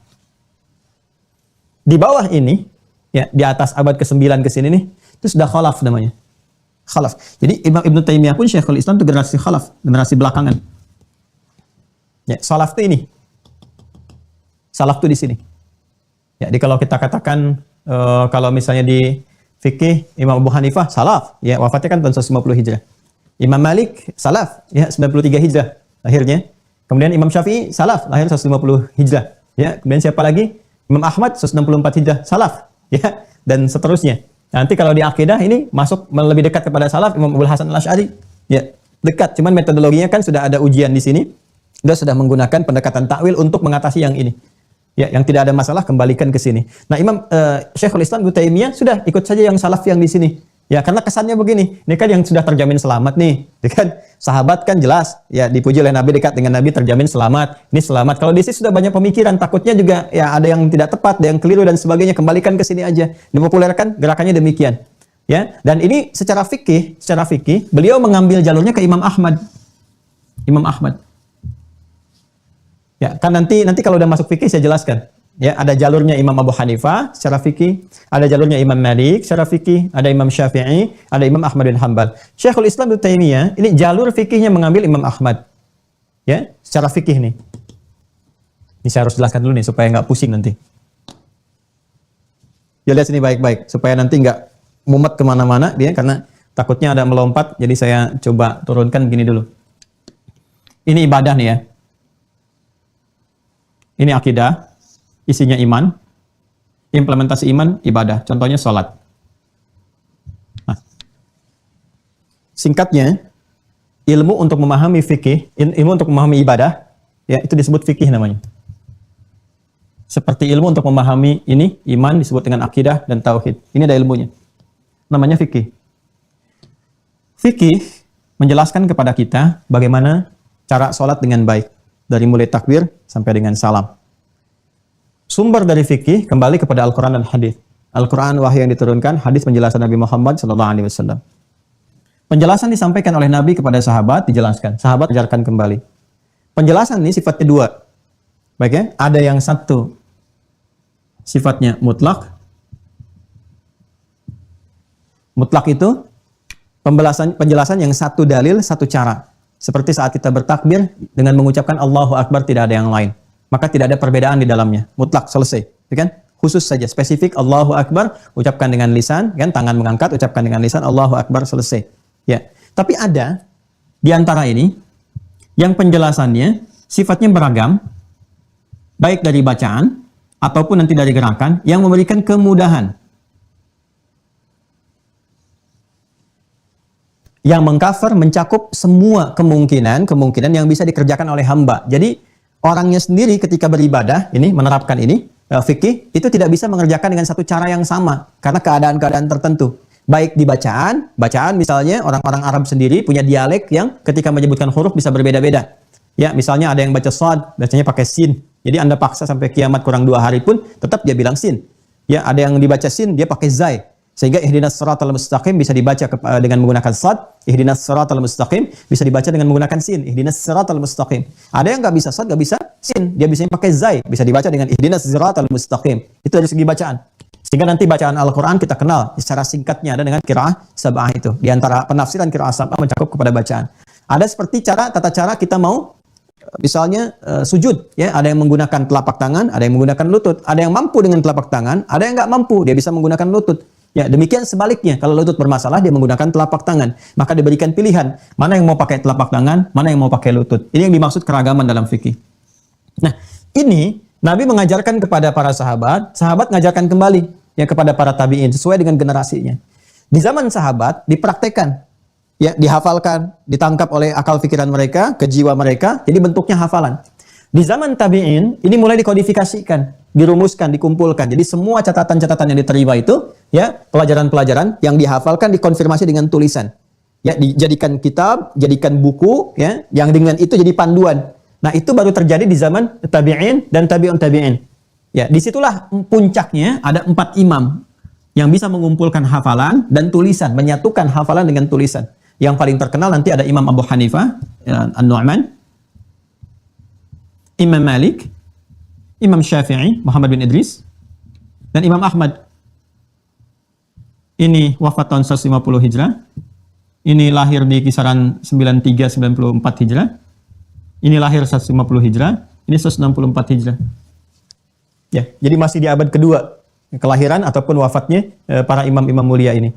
Ini banyak imam-imam yang lain juga, tapi bintangnya 4 ini karena berhasil mengumpulkan pengajaran-pengajaran di zaman sebelumnya itu, ya, dengan hafalan mereka plus dikonfirmasi dengan catatan dan tulisan mereka, ada kodifikasinya. Nah, otomatis ketika ini mengajarkan pada yang sifatnya mutlak ini nggak akan beda. Makanya mau yang mengambil nanti jalurnya dari sini pun ketika kita belajar, ya, mengambil jalurnya dari murid-murid ini, semua takbirnya pasti Allahu Akbar. Imam Abu Hanifah Allahu Akbar, Imam Malik Allahu Akbar, Imam Syafi'i Allahu Akbar, demikian Imam Ahmad. Nah, tapi pada yang beragam di sini kan harus milih, nggak mungkin praktekkan keempat-empatnya. Contoh di bacaan Bismillah misalnya. Bismillah itu kan ada 4 cara, ya, dalam sholat dibacanya. 1 bisa dijaharkan, dalilnya ada. Yang kedua bisa tidak dibaca sama sekali, dalilnya juga ada. Yang ketiga bisa disirkan, dalilnya ada. Yang keempat dibaca rakaat pertama dengan jahar, selanjutnya tidak dibaca sama sekali. 4 cara ini.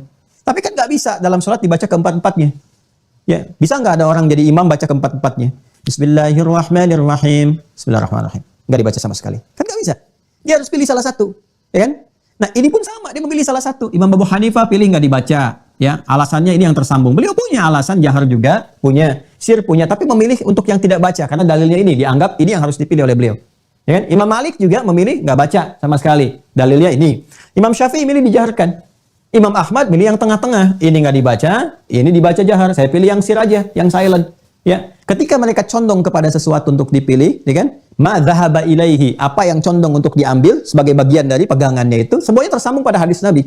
Karena kan kemudahan pilihan. Tapi tetap nyambung, ada dalilnya, nyambung ke atas. Tapi ketika praktekkan harus milih salah satu. Ketika mereka cenderung pada apa yang dipilih, madhaba ilaihi itu disingkat dengan madhab namanya. Madhab. Ya. Maka dikenal pilihannya Imam Abu Hanifah, madhabnya Abu Hanifah. Yang dipilih Imam Malik, mazhabnya Malik. Yang dipilih Imam Syafi'i, mazhabnya Imam Syafi'i. Demikian Imam Ahmad, dikenal dengan mazhab Hambali. Jelas ya sampai di sini? Nah, ini masalah fikih. Nah, ini mengajar kembali nanti. Ketika ini mengajarkan, maka mengajarkan apa yang dipilihnya. Dikenal dengan mazhabnya Hanafi. Maksudnya apa? Belajar Islam, jalurnya lewat jalur Imam Ahmad. Ini lewat jalurnya Imam Malik, dikenal dengan Maliki. Jalurnya Imam Syafi'i dikenal dengan mazhab Syafi'i. Demikian mazhab Hanafi. Nanti kalau masuk fikih saya jelaskan dengan lebih detail. Ini bukan mengelompok. Ya, saya anti mazhab. Salah itu kalimatnya. Karena nggak mungkin Anda bisa mencapai ke Nabi informasinya kalau nggak ngelewatin yang ini. Karena informasi dari Nabi itu kan ke sahabat. Sahabat ngajar tabi'in. Nah, dari tabi'in ini dicatatnya oleh ini nih yang nyampe ke kita. Jadi kita nggak mungkin bisa langsung tembus ke Nabi dari mana kalau nggak dapat dari yang ini. Nah, jadi imam-imam besar pun ke sini lagi. Imam Al-Bukhari misalnya ke Syafi'i. Imam Nasa'i ke Syafi'i dan seterusnya. Jadi nggak mungkin kita terpisah sendiri. Abu Mansur Al-Maturidi ngambil fikihnya dari mana? Hanafi. Sini. Ya. Imam Abdul Hasan Al-Asy'ari kemana? Ke Syafi'i. Ya. Nah, ini jalurnya ke sini teman-teman sekalian. Ini di fikih namanya. Maka secara fikih ada yang disebut dengan madhab, madhaba ilaihi, tapi masih dalam kerangka ya penyesuaian dalil yang tersambung kepada masa sahabat kepada Nabi sallallahu alaihi wasallam. Ini disebut dengan sanad namanya. Nah, ini disebut madhab dalam fikih. Kalau fikih aspeknya ibadah. Jelas? Nah, tadi saya katakan imam ini Ibnu Taimiyah, Syekhul Islam, itu secara fikih ngambilnya ke Imam Ahmad. Secara fikih. Sedangkan ciri khas Imam Ahmad ini itu tekstual sifatnya, tekstual. Ya. Kenapa? Karena patokannya lebih kepada hadis begitu ya begitu gitu. Imam Ahmad itu begitu ciri khasnya. Ya, kalau Imam Abu Hanifah ini ada pendekatan logikanya yang tinggi, makanya kalau orang ngaji di Hanafi sekarang di Asia Selatan, ya di Pakistan, India dan sebagainya itu daya pikirnya kuat. Hanafi ini. Ya, termasuk nanti di Asia Tengah itu rata-rata Hanafi. Daya pikirnya logikanya kuat sekali. Ini yang bisa mematahkan argumentasi-argumentasi logika. Ya. Ini Maliki pendekatannya kebanyakan hadis dan amal ahlu Imam Madinah. Ya, karena saya pernah ngaji tinggal lama di mazhab Maliki. Di Libya itu mazhab Maliki. Ya, pendekatannya adalah hadis tapi fleksibel pemahamannya dengan praktek Imam ahlu Madinah. Ya. Imam Syafi'i ini ngaji ke Imam Malik, ya. Jadi sudah paham juga di sini dan juga ngaji ke ini muridnya Imam Abu Hanifah karena saat beliau lahir dia sudah meninggal. Ya, tersisa nanti Abu Yusuf dan Muhammad. Jadi ini mendapatkan faidah dari sini, mendapatkan faidah dari sini juga. Jadi menggabungkan keduanya. Ya, Imam Ahmad ngajinya ke Imam Syafi'i. Jadi semuanya terhubung ini. Yang nggak ada masalah di yang ini. Jadi tidak ada persoalan di imam-imam ini gitu kan. Nah, ini kalau imam besarnya nggak ada persoalan, maka umat yang paling jauhnya juga harusnya nggak ada masalah. Ya. Nah di sini teman-teman sekalian, karena ini tekstual pendekatannya. Jadi hadisnya begitu ya begitu aja dipahaminya. Ya. Makanya kalau ada hadis misalnya tentang isbal, ya pakaian laki-laki yang tidak melebihi mata kaki misalnya kan, itu dipahaminya tekstual aja. Ya udah nggak usah isbal. Jadi pakaiannya jangan di bawah mata kaki, di atas mata kaki. Ya teksnya begitu ya begitu. Ya tapi kalau kita menggunakan pendekatan misalnya di sini Syafi'i yang memadukan dengan ini, maka dilihat hadis-hadis yang lainnya. Oh ini ada hadis-hadis yang lainnya yang menunjukkan nanti ada kesombongan dan sebagainya. Kisahnya begini awalnya. Jadi yang dimaksudkan itu kalau orangnya sombong, ya maka seperti orang-orang dulu kalau ingin menyombongkan diri itu pakaian dilebihkan di mata kaki, di atas, di bawah mata kaki, jalan, ya kemudian menampilkan kemewahan dan sebagainya. Ya nanti buktinya apa? Abu Bakar As-Siddiq ketika izar sarungnya melebihi batas mata kaki mengadukan kepada Nabi, maka dikatakan kamu tidak termasuk yang demikian. Yang dimaksudkan adalah konteks kesombongan. Makanya di sini masih longgar. Ya nggak ada masalah. Silakan saja, yang penting tidak sombong atau pakaiannya terlalu berlebihan sehingga mendatangkan najis yang melekat di dalamnya. Nah, ini pendekatan seperti ini di fikih ini ya penting untuk dipahami karena nanti akan berpengaruh ya kepada corak pemikiran para ulama setelahnya. Imam Ibnu Taimiyah karena fikihnya ini ke Hambali, ke sini ke mazhab Ahmad bin Hanbal yang secara fikih ini tekstualis mengacu kepada hadis ya. Maka beliau pun memahami dari corak pemikiran akidahnya secara tekstual. Artinya teksnya begitu ya begitu saja. Kembalikan aja ke masa-masa yang ini katanya. Ke masa-masa salaf. Salaf itu generasi terdahulu. Yang kesini disebut khalaf. Orang yang mengikuti jejak ke masa lalu, pengen diikutkan ke masa-masa yang lalu, tambahkan i di ujungnya. Dikenallah dengan salafi namanya. Salaf, ya masukkan i jadi salafi.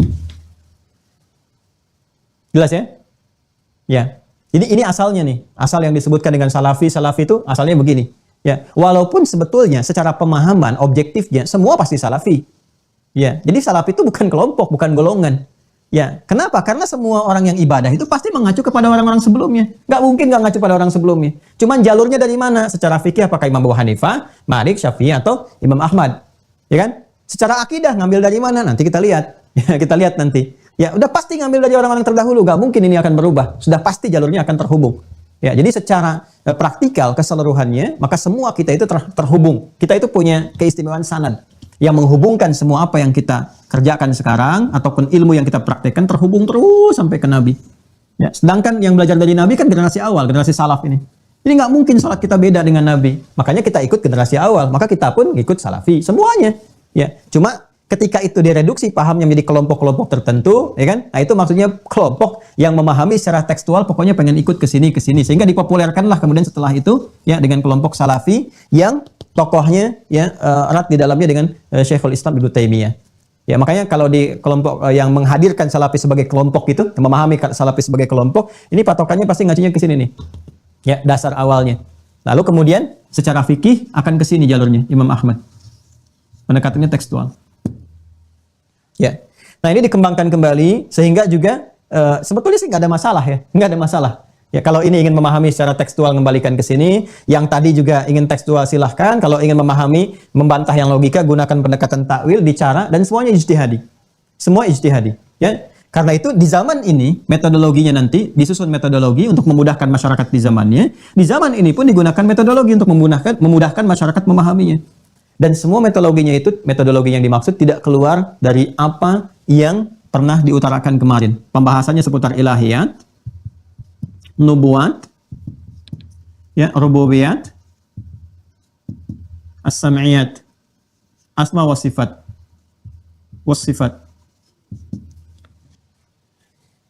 ilahiyat, nubuat, rububiyat, sam'iyat, asma wa sifat.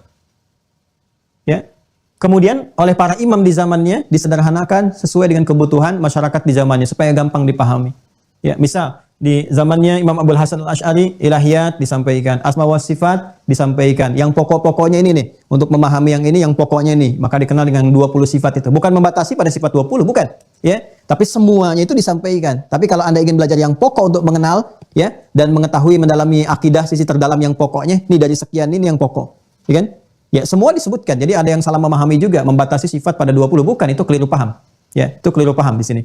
Nah, kemudian di sini dijelaskan yang paling populernya kalau kita masukkan yang melewati Imam Abul Hasan Al-Asy'ari, nanti ada istilahnya ilahiyat, nubuat dan sam'iyat. Ya. Nanti metodologi yang dikembangkan oleh Imam Taqiyuddin, Syekhul Islam Ibnu Taimiyah juga mengambil dari sini juga. Ya, teman-teman sekalian, kita terhubung kembali. Tadi ada error secara teknis, ya, masya Allah, mungkin terlalu banyak, jadi laptopnya pusing dan down. Jadi kita coba kembalikan saja kepada bahasan kita. Jadi tadi secara teknis ya, gangguannya bukan masalah sinyal dan sebagainya. Ya, rupanya mungkin laptopnya juga pening memahami ini, dia banyak turunan-turunan bacaannya. Mudah-mudahan kitanya tidak dia. Yuk kita teruskan dulu ya. Jadi secara sederhananya, mohon izin saya lambatkan sedikit untuk memberikan pemahaman lebih menyeluruh. Alur perjalanan akidah ini seperti tadi yang saya sampaikan, ini konsepsinya ada dalam konsepsi yang tadi tetap 6 pokok keutamaan akidah yang bersumber dari Nabi, Rasul, tanpa terpengaruh oleh situasi-situasi yang tadi. Jalurnya lewat Ahlus Sunnah wal Jamaah. Ahlus Sunnah wal Jamaah ini seiring dengan perjalanan waktu, ya kan, memberikan jawaban-jawaban pada keadaan-keadaan atau fenomena-fenomena yang muncul dalam perkembangan dan perluasan ajaran Islam. Di masa-masa ini ya, ke atas, masa-masa awal, ya, dalam tahap perkembangan awal, tidak ada persoalan-persoalan menyangkut tentang masalah-masalah akidah. Jadi semua pemahaman tentang dalil dan sebagainya, baik asma wa sifat dan turunan-turunan lain, semua cenderung tidak ada masalah. Karena itu kita tidak pernah mendengar ada kasus-kasus di zamannya misalnya, ini yang awal, salafus saleh, generasi-generasi awal, persoalan-persoalan seperti yang kita dapatkan saat ini. Ya, berselisihan tentang masalah wajah, masalah ini, masalah itu dan sebagainya. Karena semua pertanyaan yang dikonfirmasikan pun dikembalikan kepada mana asal kebahasaannya, dicukupkan dengan itu. Sedangkan ujian di masa-masa ini, terutama perkembangan di dinasti Umayyah, ya, di pertengahannya dengan munculnya penerjemahan-penerjemahan, perkembangan Islam dan sebagainya, dan ada aliran yang memang mengacu kepada logika tersendiri, sehingga ini harus dijawab, karena di sini kalau tidak ada jawaban bisa menimbulkan fitnah besar terhadap agama. Dan muncullah kemudian Imam Abul Hasan Al-Asy'ari menjawab ini semua dengan pendekatan takwil yang terhubung lewat metodologi yang khusus, ya kan? Bukan biasa ide-ide yang dimunculkan, tidak, tapi terhubung kepada pakem yang benar, ada jalurnya sendiri. Nah, ini juga dijawab dan tetap memberikan ruang kepada generasi-generasi yang ingin mengikuti yang sebelum-sebelumnya tanpa disibukkan dengan ini, silahkan untuk memilih metode yang seperti awalnya. Sedangkan untuk menjawab yang seperti ini, nah ini dibutuhkan. Karena nanti tipikal ini akan melahirkan generasi-generasi lagi di masa yang akan datang. Maka butuh kita pemahaman tentang ini. Nah, lalu kemudian setelah ini tuntas, diangkatlah beliau ini ya oleh para masyarakat Islam pada saat itu, diberikan gelar-gelar seperti yang tadi yang saya katakan, Imam Ahlus Sunnah wal Jamaah dan sebagainya, karena menerapkan satu hal ya kan, yang sangat istimewa dari perangkat Imam Ahlus Sunnah wal Jamaah untuk menjawab persoalan-persoalan yang ada pada masa itu. 3 abad setelah ini, ya kemudian muncul di Haran, ya kan, Syekhul Islam Ibnu Taimiyah yang lahir 1263 Masehi, 22 Januari, ya, yang mencoba juga memahami dan mengembalikan pemahaman untuk tidak menyibukkan dengan persoalan-persoalan semacam ini. Jadi ingin kembalikan ke masa awal saja. Awal yang tadi saya sebutkan disebut dengan salaf, ikut ke sini disebut dengan salafi. Ya, sehingga dipahami ini sebagai penggerak yang paling utama, ya, ingin mengembalikan kepada pemahaman-pemahaman ini saja. Ya, sehingga ada juga yang keliru pemahaman dengan menyempitkan pemahaman salafi itu pada pengelompokan. Ya, karena ini syiar yang dibawa ini kembali seakan-akan nanti diberikan penamaan-penamaan mengelompok dengan nama ini salafi, tapi semua ajarannya sebetulnya terhubung ke sini. Ya. Jadi saya ulangi sekali lagi ya, kalau salafi itu sifatnya manhaj. Ya, manhaj itu jalur. Manhaja ilaihi at-tariqul wadih, jalur yang terhubung. Ya, salaf itu manhaj, bukan madhab, ingat. Bukan madhab. Ya, kalau madhab ya ini tadi gambaran-gambarannya. Nah, ini secara fikih, ini ngambil Ibnu Taimiyah itu, ini ke Imam Ahmad. Sedangkan corak pemikiran Imam Ahmad itu tekstual sifatnya. Ya, jadi apa yang ada di teks tadi saya contohkan tentang hadis ya, yang isbal dan sebagainya. Jadi teksnya begitu ya begitu. Ya, jadi ini pun sama. Ininya begitu ya begitu aja. Ingin kembalikan ke awal. Jadi terpengaruhi oleh corak fikihnya, ya, dengan pemahamannya mengembalikan ke sini. Dan ini pun seperti Imam Abul Hasan Al-Asy'ari tadi saya sampaikan, memberikan metodologi di zamannya untuk memudahkan, dan turunannya nanti ada ilahiyat, nubuwat dan sam'iyat. Kalau sudah seperti itu jalurnya pasti Imam Abul Hasan. Ya. Sedangkan yang di sini mencoba menyederhanakan dengan metodologi untuk dipahami dan memudahkan orang-orang yang ingin mengikuti jalur ini. Ya, maka kemudian beliau sederhanakan dengan 3 pendekatan. Di sini ada uluhiyah, mengambil pada aspek ilahiyat, rububiyah, mengambil aspek rububiyat, kemudian asma wa sifat. Jadi sebetulnya sama saja, cuman pendekatannya dengan menggunakan pendekatan kembali ke awal. Ya, dan dengan mengabaikan takwil. Makanya di sini tidak diterapkan takwil. Pokoknya kembali ke awal begitu saja. Ya kan? Nah, sedangkan yang ini menggunakan takwil untuk menjawab aspek-aspek ini. Ya, dikhawatirkan kalau ada gambaran-gambaran oleh orang-orang yang nggak ngerti bahasanya disalah tafsir. Jadi tujuannya sama sebetulnya. Apa tujuannya? Laisa kamitsli syai', membebaskan Allah Subhanahu wa taala dari sifat-sifat makhluk. Jelas di sini ya. Jadi semangatnya, spiritnya sama, yaitu Quran surah ke-42 Asy-Syura ayat yang ke-11.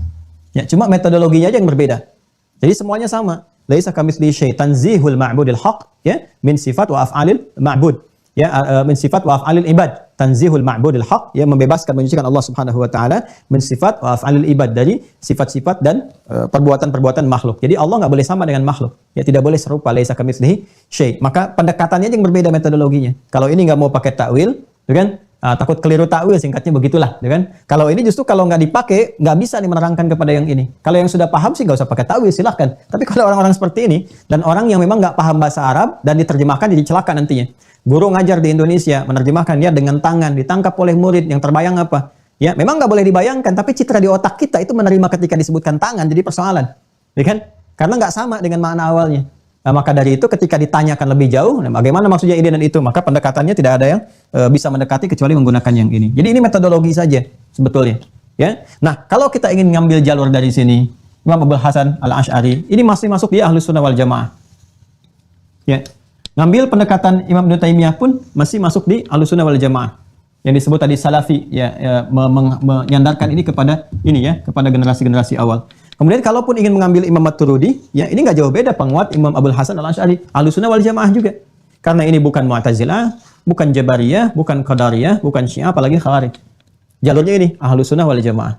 Nah, ini yang ini nih, Ahlussunnah wal Jamaah, Syiah, Khawarij, itu kan, Qadariyah, Jabariyah, Mu'tazilah, namanya firqah. Firqah.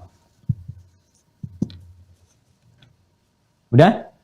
Aliran-aliran atau kelompok-kelompok dalam akidah, memahami akidah. Ini firqah namanya nih. Sudah?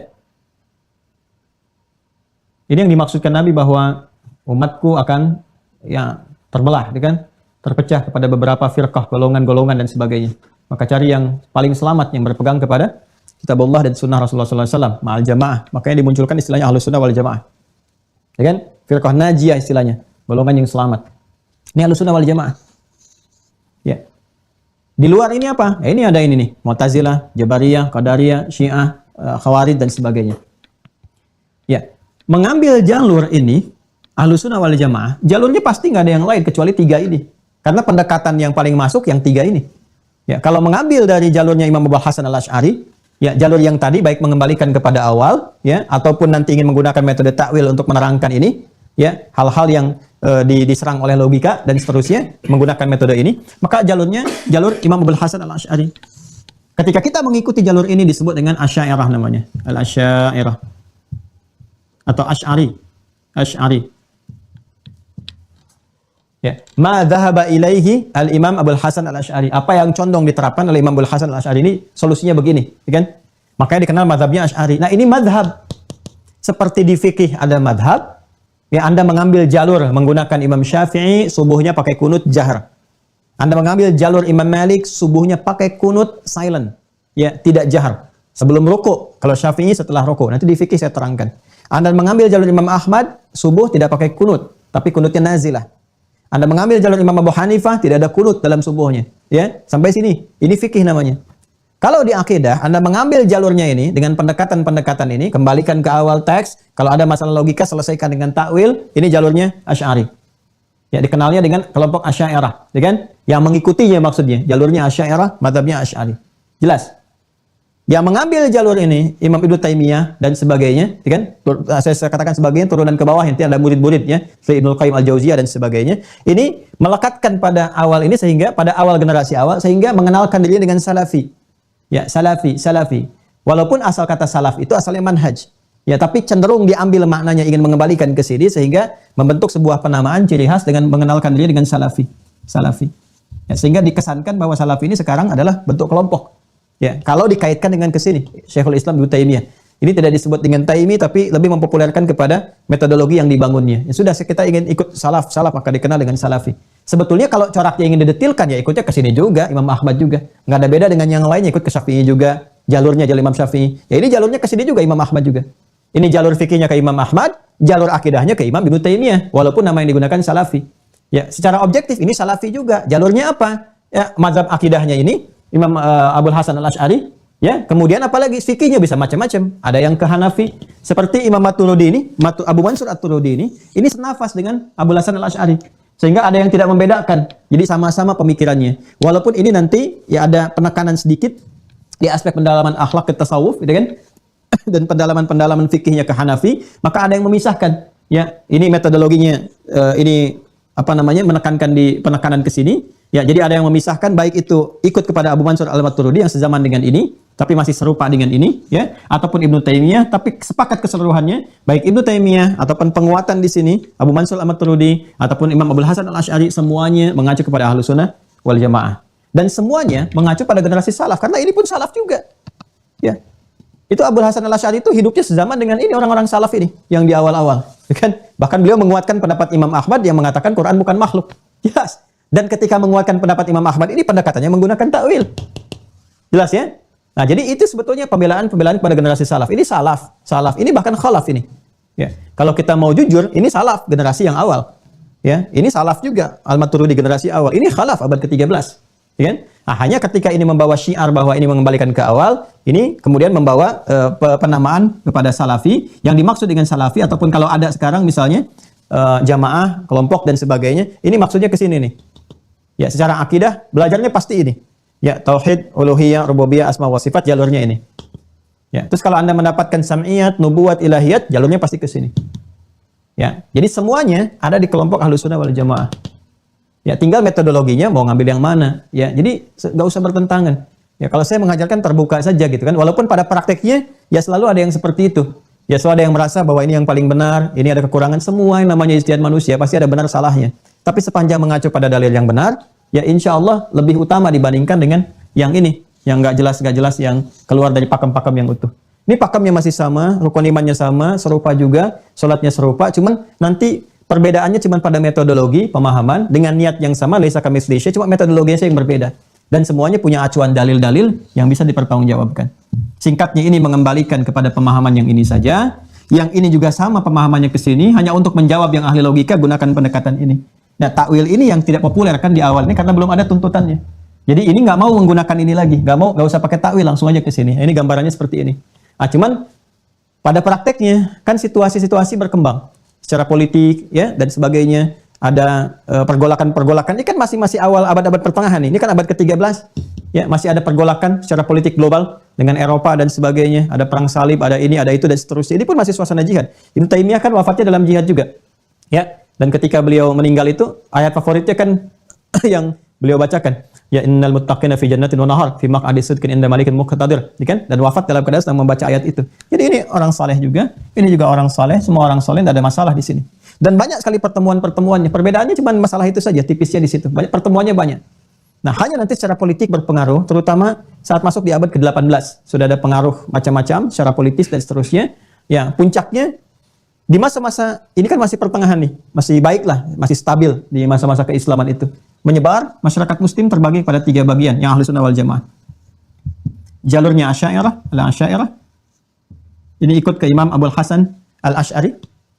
Ya. Memahami akidahnya lewat jalur itu. Kemudian imam ini Abu Mansur al-Maturidi dikenal dengan Maturidiyah. Oh ya, Imam Abu Mansur al-Maturidi ini keturunan dari Abu Ayyub al-Ansari, Abu Ayyub Khalid al-Ansari. Orang yang digunakan rumahnya oleh Rasulullah ketika beliau hijrah ke Yathrib di Madinah. Kan untanya mencari-cari itu rumah yang tepat, berhenti di depan rumahnya Abu Ayyub al-Ansari. Ini keturunannya ini nih, Abu Mansur al-Maturidi. Kalau yang ini ke Abu Musa al-Asy'ari, yang ini ke Abu Ayyub al-Ansari. Ini Maturidiyah. Kemudian ada jalur yang tadi Syekhul Islam Ibnu Taimiyah. Ya. Ini sebetulnya pemikirannya ada di sini metodologinya. Walaupun sering dilekatkan ke Imam Ahmad. Imam Ahmad sendiri kan nggak mempopulerkan masalah ini karena beliau sibuknya di fikih. Ya, beliau nggak pernah menyampaikan metodologi atau nulis kitab misalnya tentang tauhid, uluhiyah, rububiyah, asma wa sifat. Tidak ada. Imam Ahmad nggak pernah menulis buku tentang itu. Ya kan? Jadi beliau mencukupkan apa yang ada saja dan jalur hadisnya fikih seperti ini konsentrasinya di bidang fikih dan hadis. Ya, karena Imam Ibnu Taimiyah mengambil pendekatan ini, coraknya dari sini, maka mempopulerkan kembali ini. Ya, fikihnya dinisbatkan ke sini. Makanya orang-orang yang mengikuti ke sini, uluhiyah, rububiyah, asma wa sifat, jalur fikihnya ke Imam Ahmad. Ya, kadang-kadang dilewatkan. Ini tauhidnya kok kembali kepada salaf seperti Imam Ahmad. Padahal Imam Ahmad gak ngarang itu. Ya, yang dimaksudkan adalah jalur fikihnya ke sini. Tapi sekali lagi ini masuk dalam golongan apa? Ahlussunnah wal Jamaah. Nanti di abad ke-18 secara singkat ya, karena ini yang paling populer kan kaitan dengan Mekah bagaimana gitu kan? Madinah bagaimana dan seterusnya. Mekah, Madinah di zaman-zaman ini itu normal saja seperti biasa. Syairah ada, bahkan banyak sekali menyebar di sana. Maturidiyah ada, kan? Ini juga yang jalur ini, ya ini juga ada yang jalur Imam Ahmad secara fikihnya. Terus berkembang ini Ibnu Taimiyah juga mendapatkan perannya. Ini punya murid nanti Ibnu Qayyim al-Jauziyah di sini. Ibnu Qayyim al-Jauziyah terus menyebar. Nah, sampai nanti di awal abad ke-18. Ini abad 13 lahirnya 1263 Masehi, yaitu 13 Masehi. Nanti abad ke-18 tahun 1703. Ya, lahir lagi seorang tokoh di Najd. Sekarang masuk wilayah Arab Saudi. Ya. Namanya Syekh Muhammad bin Abdul Wahhab. Muhammad bin Abdul Wahhab. Lahirnya tahun 1703. Jadi abad ke-18. 5 abad setelah generasi Ibnu Taimiyah. Baik ya? Sudah? Nah, di abad ini, abad ke-18 ini, ya di akhir abad ke-18, di awal abad ke-19, ya secara singkat kan kerajaan Saudi yang saat ini disebut dengan Saudi, ya, yang meliputi wilayah Makkah, Madinah dan sekitarannya. Nah, itu kan melepaskan diri dari Turki Utsmani.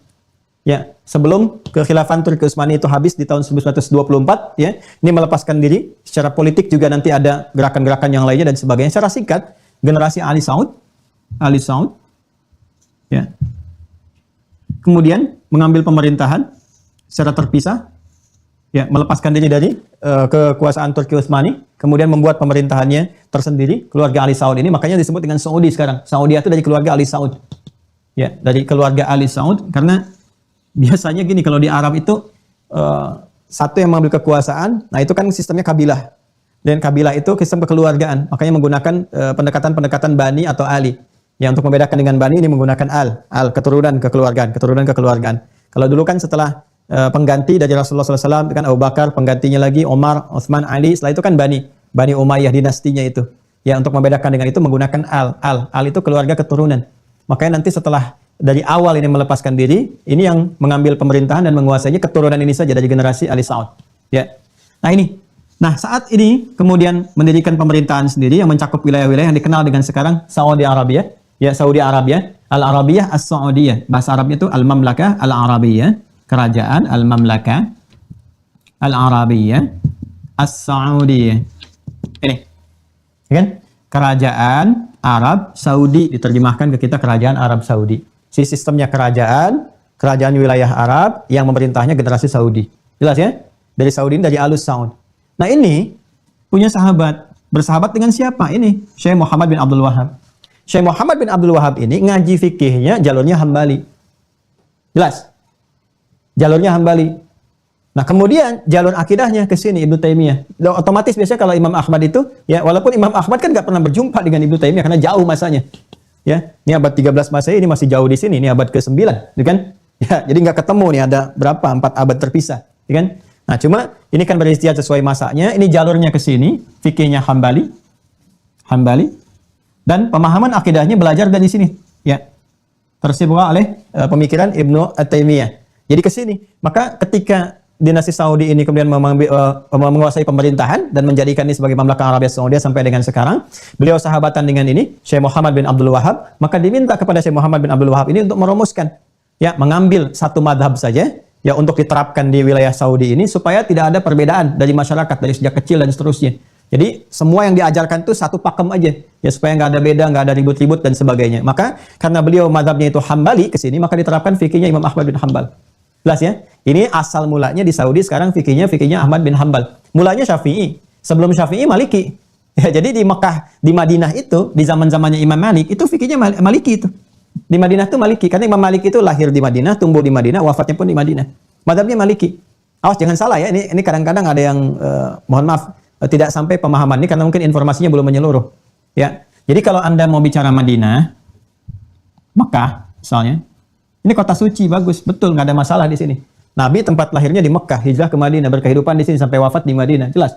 Baik ya? Nabi mengajarkan kepada para sahabat, ditangkap oleh tabi'in, menyebar. Banyak ulama lahir di sini. Ya, ulama yang unggul di awal-awal lahir di Madinah, yang masuk ke kalangan imam madzhab itu namanya Imam Malik. Ya. Imam Malik itu lahirnya di Madinah, tumbuh di Madinah sampai wafat di Madinah. Sampai nanti di masanya kekhalifahan Harun al-Rasyid itu diminta semua udah sedunia yang dikuasai oleh kekuasaan Islam pakai madzhab Maliki saja. Kata beliau jangan. Karena karakteristik setiap daerah itu bisa beda-beda. Itu bijak sekali beliau itu. Jadi madzhabnya itu Madinah masih Maliki dulu. Ya, tapi berganti nanti, ya, ganti keadaan, ganti suasana secara politik berganti, nanti ini jadi Syafi'i. Ya, di masa Ali Saud berubah nanti jadi apa? Jadi Hambali. Jadi ini terpengaruh oleh situasi-situasi global juga yang terjadi pada masa itu. Jadi jangan disimpulkan bahwa kemudian kalau kalau Madinah harus semuanya Hambali, tidak begitu juga. Karena sebelum ini pun pernah ada Syafi'i di situ, pernah ada Maliki di situ. Sekarang mazhab Imam Malik menyebarnya di mana? Kebanyakan Afrika Utara. Ya, jadi kayak di sebagian Mesir, Libya, kalau Libya itu mazhabnya Maliki, ke Tunisia juga, Aljazair, ke Spanyol itu Maliki. Ya, jadi kalau mau diambil awal-awal yang sama dengan Madinah ya sama, semua gak ada bedanya. Ya, jadi jangan ada kesan begini. Oh, kalau dari Madinah dia pasti sesuai dengan Nabi gitu. Lihat dulu masanya yang mana. Ya, semua yang dari Madinah juga kalau kita mengambil dari jalur ini semuanya sama, nggak ada yang beda dari Nabi. Ya, jadi jangan dibeda-bedakan begitu. Kalau Mesir itu belum tentu dekat dengan Nabi, Mesir bukan Madinah. Kalau Libya belum tentu dekat dengan Nabi itu. Yang jelas tuh Madinah, yang Madinah itu yang diterima karena Nabi lahir di situ. Itu cara berpikir awam. Artinya belum paham itu. Ya, jadi yang dimaksudkan Madinah yang sekarang ya jelas Hambali. Kalau kita mau ngambil yang dulu ya Maliki, yang lebih dekat ke zamannya sahabat itu ya Maliki, kan? Ya makanya Imam Malik itu ada salah satu ajarannya adalah amalan ahli Madinah, tetapkannya itu. Ya, jadi kalau kita mau ngambil ke masa-masa awal, orang yang belajar di Libya, di Tunisia itu lebih dekat kepada Maliki dan lebih dekat kepada sahabat. Tapi kan berpikirnya nggak begitu. Ya karena semua jalur yang dari Maliki, dari Syafi'i, dari Hambali, semua mengambil keterangan ke sumber atas, ke sahabat, langsung dari Nabi SAW. Dengan pendekatan yang ini. Nanti kalau saya bahas di fikih lebih jelas lagi. Ya, saya ingin menjelaskan dan meluruskan persepsi. Jangan sampai ini di awam terjebak pada pemikiran begini. Kalau ada ustadz alumni Madinah udah pasti benar karena tempatnya di Nabi. Kalau alumni Libya, Tunisia, Mesir belum tentu. Karena jauh dari Nabi itu berpikir awam, berpikir yang salah. Jelas ya? Karena perubahan-perubahan ini berpengaruh juga dengan pergolakan politik. Di Syekh Muhammad bin Abdul Wahab ini diminta oleh Ali Saud, ya, kekuasaan ini di dinasti Saudi untuk bisa menerapkan satu ajaran supaya nggak ada perbedaan dari awal. Maka beliau menerapkan fikihnya ini, fikihnya Imam Ahmad. Dan Imam Ahmad aja yang dipakai gitu. Sejak saat itu ya sudah, ini nggak dipakai lagi. Yang Syafi'i, yang Maliki dan seterusnya. Kecuali ada sebagian amalan ahli Madinah yang dipertahankan.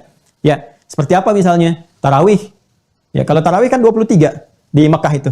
Paling 23, jangan salah.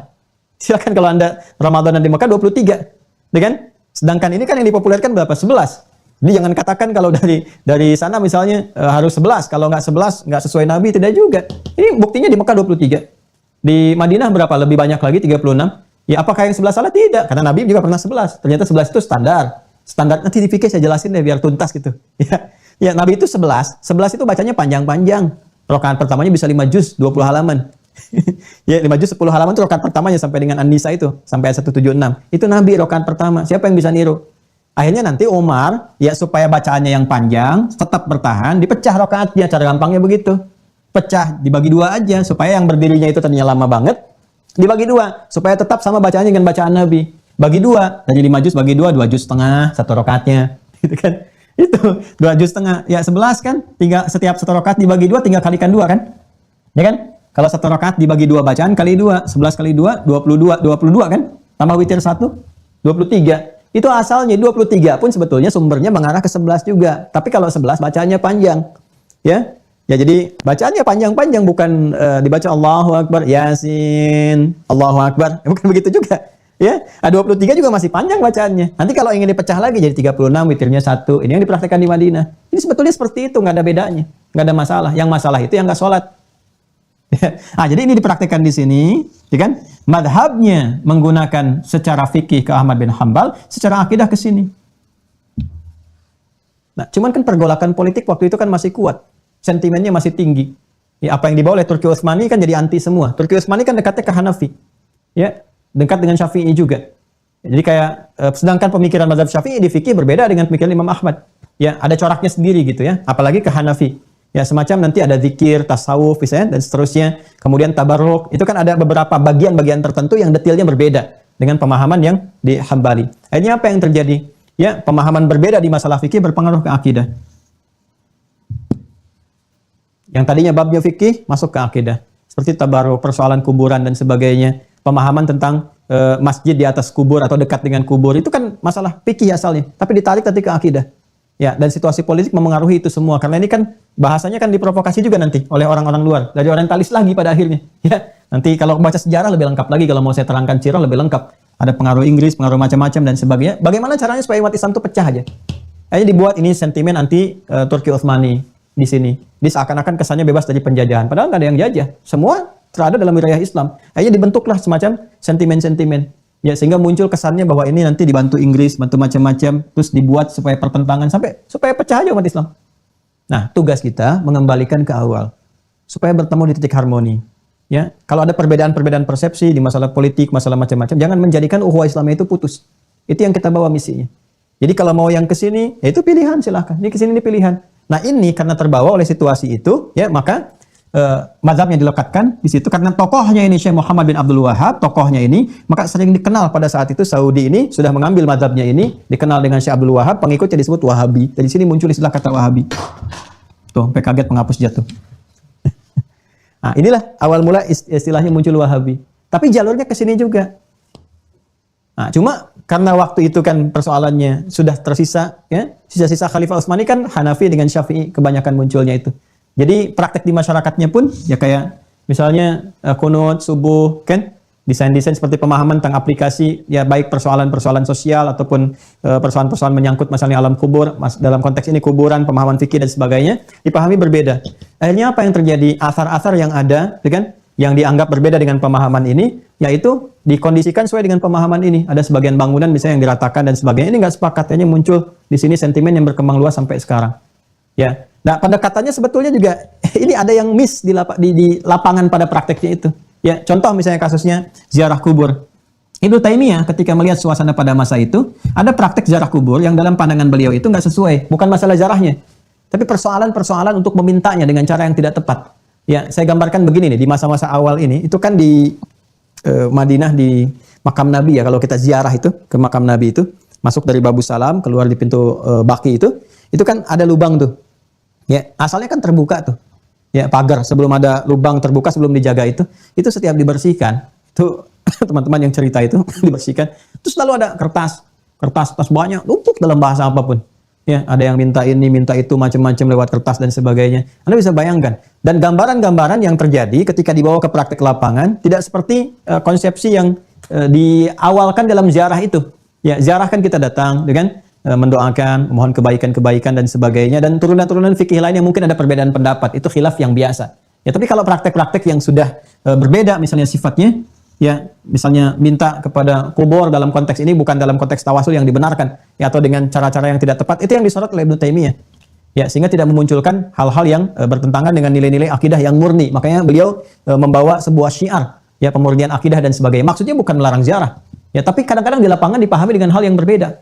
Ya, hentikan dulu ziarahnya supaya nggak ini nggak itu. Nah, ini berkembang, dapatlah kemudian reaksi dari sisi yang lain. Oh, ini melarang ziarah kubur, padahal yang dimaksud bukan terbawa itu dalam suasana sejarah, tertuliskan di tinta, terpengaruhi oleh pengaruh-pengaruh politik. Ya, dan yang tidak menginginkan persatuan di antara umat Islam. Akhirnya apa yang terjadi? Ya sudah, ini ramainya di sini. Maka kita kenal di sini aliran Wahabi. Wahabi karena jalurnya ke sini, ya, maka nggak enak disebut dengan sebutan-sebutan ini, kembalikan ke sini udah aja. Satu ini ya Salafi. Ya. Nah, pada dasarnya begini turunannya. Kalau kita nggak ada masalah. Ya, silahkan Anda nyamannya mau ngambil jalur yang mana, nggak usah berselisih, nggak usah ribut. Kan? Yang ada itu kalau mau kita ini ngambil salah satu, silahkan konsisten dengan itu. Mau jalurnya Ibnu Taimiyah konsisten, silahkan. Karena ngambilnya kan dari sini aja. Tapi menghormati yang di sini. Karena ini pun nggak keluar dari jalur-jalur yang ada di Ahlus Sunnah wal Jamaah. Kalau ada perbedaan, mempelajarinya bukan dengan pemahaman ini. Baca kitab-kitab induknya, pahami sejarahnya. Dengan itu kita menghasilkan penghormatan. Ya, yang di sini juga mengambil jalurnya Imam Abul Hasan Al-Asy'ari atau Asy'ariyah, kurang lebih di atas 90% sekarang penduduk bumi itu mengambil ini, ya kan? Nah, ini pun silahkan. Ya, praktekkan, ambil mazhab fikihnya mau ngambil siapa, kesininya siapa, lalu pelajari yang ini supaya bisa menghormati yang ini. Jadi nggak usah ribut gitu. Nah, nanti hal-hal yang miss di lapangan itu digali dalam sejarah. Kenapa nih ada persepsi begini? Apa persoalannya? Masalahnya apa nih? Kalau ini bisa kita kerjakan, insya Allah bisa bersatu ini dalam kebaikan dan saling menghormati. Tapi kalau kita mengikuti orang-orang yang sengaja memang kita ingin berpecah belah, terus ribut di sini dan sebagainya, wah ini sampai kapanpun tetap akan berselisih. Ya, mau dibawa ke fikih berselisih, silakan. Kan rame tuh masalah kunut dengan nggak kunut. Kayaknya ada yang menyebut kunut itu bid'ah. Apa Anda mau mengatakan Imam Syafi'i bid'ah, pelaku bid'ah? Apa Anda mau mengatakan Imam Malik pelaku bid'ah sementara beliau itu tinggal di Madinah, lahir di Madinah, berkembang di Madinah, wafat di Madinah? Ya kan? Ya, hadis tentang kunut dari Al Hasan juga, ya, dengan Ibnu Umar apa mau dikatakan itu pelaku bid'ah? Kan mustahil gitu, ya. Harus digali lagi. Nah, jadi sifatnya menghormati. Yang kunut, oh ini dalilnya jalurnya ini. Yang tidak kunut, jalurnya ini, ada Ahmad bin Hanbal, ada Imam Malik, jalurnya dipelajari. Tapi kalau kita terjebak di situ, lama-lama nanti masjidnya nggak ada yang ngisi. Saya pertama datang ke Bekasi, ada satu daerah saya diajak. Begitu saya mau subuhan, loh, kenapa orang sini pada pergi keluar dari komplek? Ya, saya sholat di situ. Begitu sudah selesai, saya tanya kan, sebagian orang, kenapa Pak nggak sholat di sini? Oh, bid'ah itu. Kenapa? Kunut. Anda bisa bayangkan, ya kan? Oh, saya bilang apa yang bid'ah ya? Ya, saya ke situ memang kunut, ada yang kunut itu. Jadi kita, karena kita makmum ya kita mengaminkan, ya kan? Ya kalau misalnya Anda masuk ke daerah yang misalnya mazhab Syafi'i, ya ikuti yang di situ, jangan bawa mazhab sendiri. Kalau bawa mazhab sendiri nanti ribut di situ. Pelajari yang di situ. Jangan dirubah dengan mazhab yang ada. Kecuali kalau memang ada yang keluar dan sebagainya diluruskan, terus dibalikan informasi. Bapak Ibu sekalian, kalau kita kunut di sini dalilnya begini. Kalau nanti Bapak Ibu ke tempat begini nggak ngelihat kunut, ini sejarahnya begini. Jadi tenang. Makanya kalau ada orang ke Mekah kan nggak pernah ribut, nggak ada orang instruksi saat sholat subuh nggak kunut. Saya sudah ngimamin misalnya kan, terus nggak kunut, nggak ada dari belakang. Subhanallah, bid'ah tuh nggak ada, biasa aja gitu. Karena ada pembekalan awal, makanya nggak ada keributan. Kenapa saat pulang ke Indonesia pada ribut lagi? Ya kan? Nah ini nih yang nggak boleh terjadi nih. Ya. Nah, jadi kalau misalnya nanti ditarik pun taruhlah misalnya ke ormas misalnya kan dan sebagainya. Kalaupun dari ormas ada kecenderungan kemana di sini untuk prakteknya, nah itu kalau sudah tahu sejarahnya kan saling menghormati. Ya, NU misalnya kan ngambil jalurnya ke Imam Syafi'i pada umumnya, gitu kan? Kemudian ini Asy'ariyah dan seterusnya. Nanti ada Muhammadiyah yang umumnya sebetulnya terbuka di Muhammadiyah itu karena saya belajar di Muhammadiyah juga. Saya itu hidup di lingkungan NU, ya kan? Dan alhamdulillah di keluarga kami juga saya nggak pernah cerita di masalah keluarga itu sehingga kita ke umum aja gitu ke. Tapi kalau sudah meninggal saya ceritakan. Di kami alhamdulillah ya heterogen di keluarga di MUI itu ada juga di MUI ya. Kemudian juga yang seangkatan dengan almarhum Gus Dur itu ada kakak ibu saya Syekh Kiai Haji Hafidh Utsman gitu, muridnya Kiai Haji Idham Khalid Ya, dalam hal itu muridnya siapa? Haji Wahid Hasyim. Haji Wahid Hasyim ke atas kan muridnya Mbah Hasyim Asy'ari. Jadi kita ada keluarga di situ. Di Muhammadiyah juga ada pendiri Muhammadiyah di Banten tuh kakak ibu saya. Ya, di MUI juga di Jawa Barat gitu. Ya ketuanya sebelum yang sekarang kayak Haji Rahmat Syafi'i itu kakaknya ibu kami. Terus sekjennya adiknya ibu kami. Jadi kita kumpul aja Muhammadiyah ada. Ya di Dewan Dakwah yang mendirikan di Banten itu kakak ibu saya, yaitu muridnya M Nasir. Jadi kita ada semua, nggak ada masalah di situ gitu, ya nggak ada persoalan. Jadi di Muhammadiyah, saya belajar di Muhammadiyah, Darul Arqam Muhammadiyah Garut, 6 tahun saya belajar. Jadi sangat terbuka. Ya mau mengambil Darul Syafi'i silahkan, kan? Mau Ahmad silahkan, dibuka wawasan kita. Silahkan mau seperti apa gambarannya. Nanti dikembalikan kepada pribadi, walaupun nanti secara tarjih ada yang kecenderungan ke Hambali dan seterusnya, itu bergantung kepada konsepsi yang menyusunnya. Yang penting ada di spektrum ini. Nggak keluar dari situ. Jadi yang mau saya katakan adalah kalau kita mengerti seperti itu, nggak ada nanti perpecahan karena wawasan sudah terbuka. Jangan sampai begini ketika ada yang tidak kunut misalnya, oh Muhammadiyah nih. Ketika kunut NU nih, ya apakah Anda mau mengatakan kalau ini misalnya Imam Syafi'i NU sementara NU belum ada pada saat itu, atau Imam Ahmad Muhammadiyah dan sebagainya. Jadi jangan terjebak ke situ. Nah ini yang harus kita rekatkan karena ada orang-orang yang memang atau pihak-pihak yang tidak menginginkan ya ada persatuan-persatuan dalam kebaikan. Maka tugas kita memberikan wawasan supaya saling memahami, saling mengerti dan menghormati. Itu misi yang kita jalankan. Jadi ini taklim yang saya bawa. Jadi mohon maaf saya tidak mengajarkan untuk menyenangkan pihak-pihak tertentu, tidak. Ya, agama itu menampilkan kebenaran, bukan pembenaran pada sesuatu atau menyenangkan pihak-pihak lain.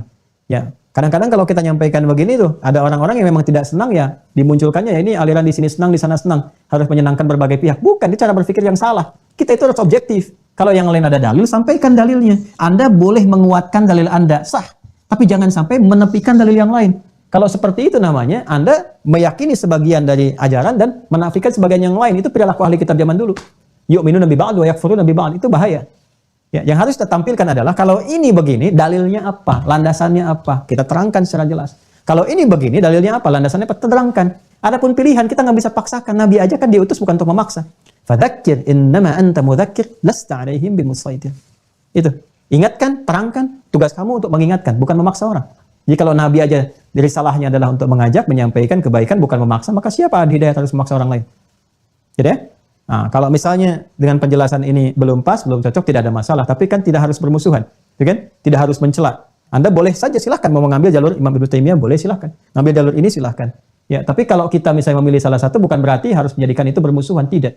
Ya, kenapa harus saling mencela? Kenal juga tidak, nggak pernah ketemu sebelumnya, tiba-tiba mengatakan ini Ustadz bid'ah dan sebagainya. Anda siapa? Kan? Coba Anda bayangkan, Anda belum kenal sudah membangun permusuhan. Bagaimana pertanggungjawaban di hadapan Allah Subhanahu wa taala? Ini yang bahaya, ini yang saya tidak inginkan begitu. Jadi jangan sampai ada murid saya ya yang belajar apalagi di Mira, pandai mencela orang lain, apalagi pada yang belum kenal, nggak boleh. Hormati aja, nggak sepakat nggak apa-apa. Ya, kita punya pandangan, tapi jangan mencela orang. Mencela itu melahirkan dosa. Anda ibadah dapat pahala, mencela dapat dosa. Lalu apa yang Anda dapatkan? Kalau semuanya kembali kepada nol, nggak ada sama sekali. Ya, jadi kalau kita mau, silahkan dari pokok akidah ini, yang paling penting ini, firqahnya Ahlussunnah wal Jamaah. Madhabnya mau Asy'ari silahkan, ya kan? Mau ke sini juga silahkan, ya, yang dikenal dengan Salafi Ibnu Taimiyah dan seterusnya, atau mau yang versinya ini Imam Muhammad bin Abdul Wahhab, karena ini juga ada hal-hal tertentu yang spesifik karena berlaku di zamannya yang tidak sama dengan zamannya Ibnu Taimiyah, Syekhul Islam. Mungkin ada perbedaan yang tidak sepakat. Saya juga ada beberapa yang tidak sepakat dalam hal-hal ini. Tapi kan tidak harus kita munculkan sebagai hal-hal yang menjadikan permusuhan atau celaan-celaan dan sebagainya. Cukuplah kita mengetahui. Setelah itu ya sudah kita menyampaikan apa yang kita pahami, pendapat kita mengacu kepada keterangan ini.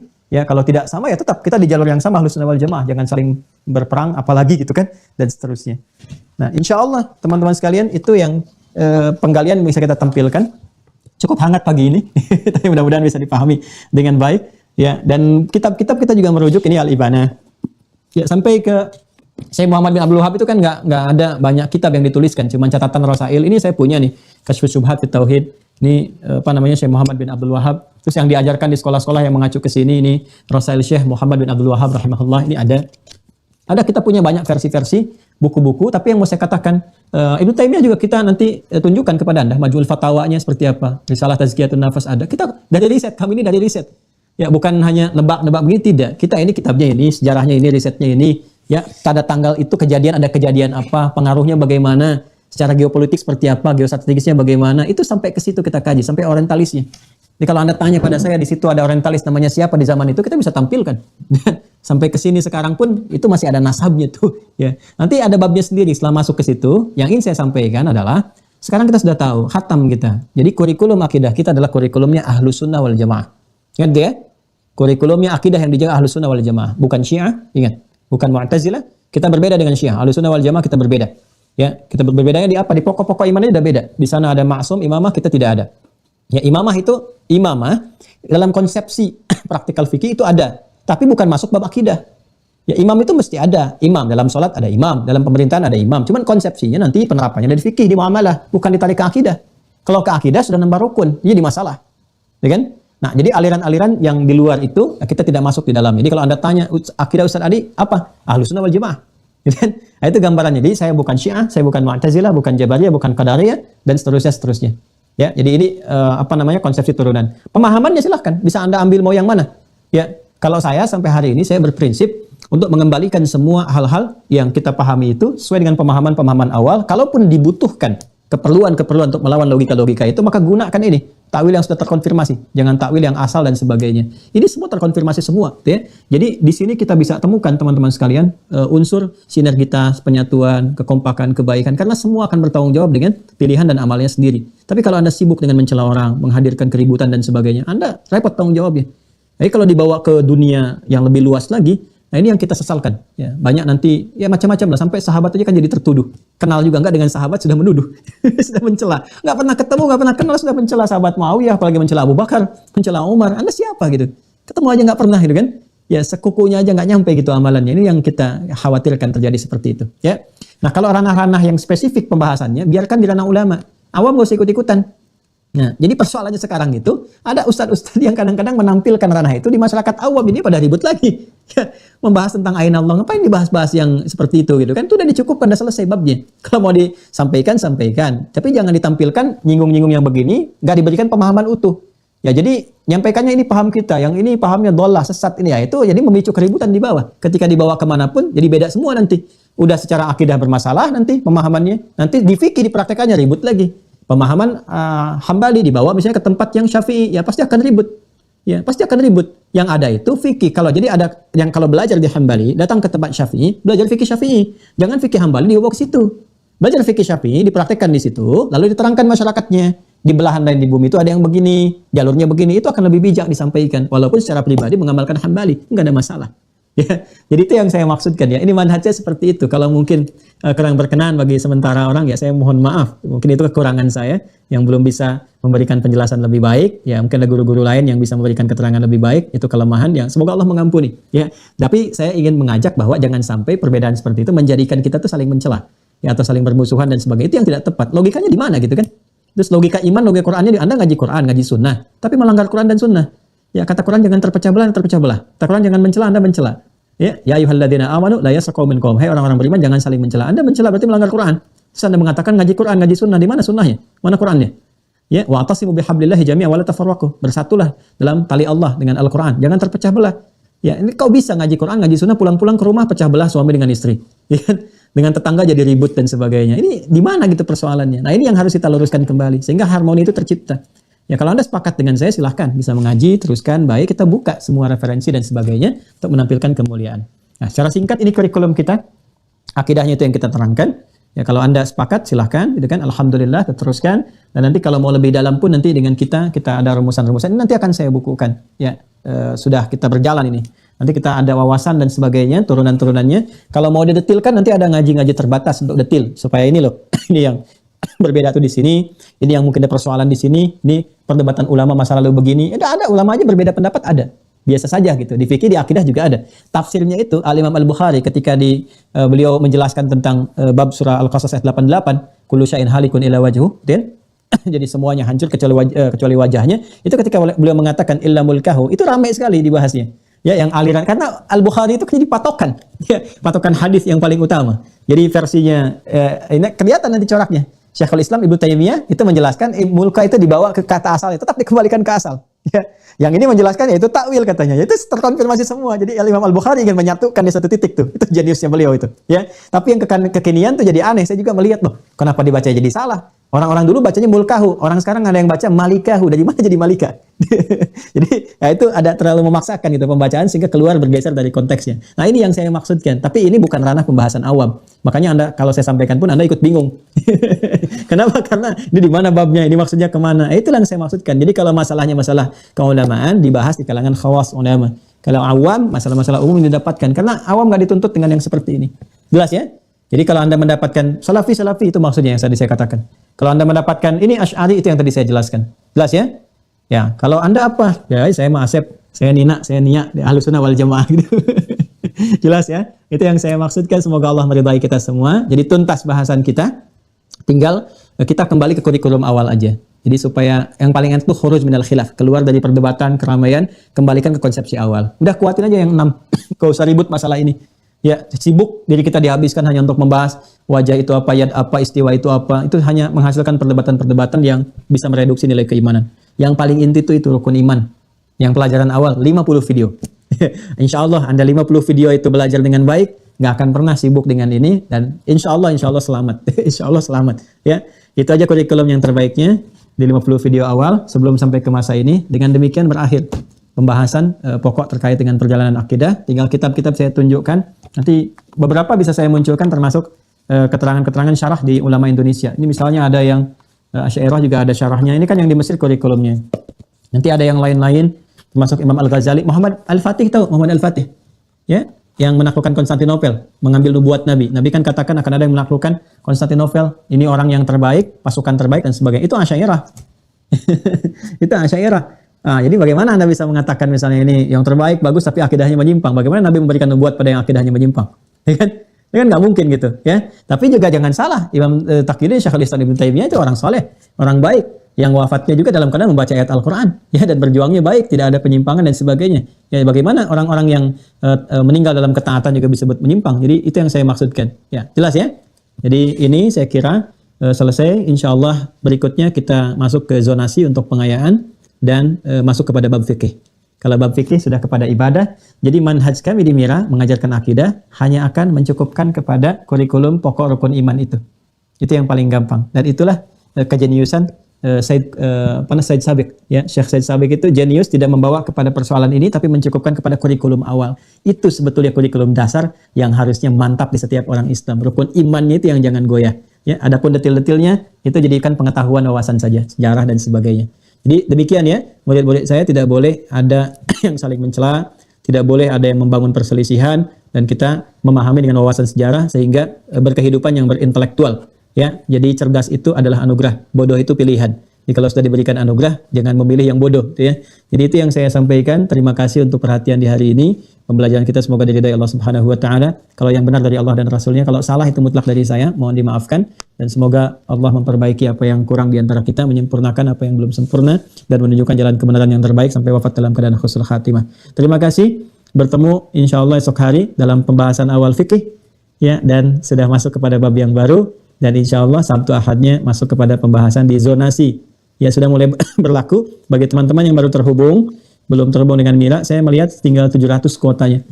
Kalau sudah terpenuhi, kita akan tutup dulu supaya mantap di 10.000 ini dan menyesuaikan dengan kapasitas yang tengah kita bangun untuk persiapan offline-nya.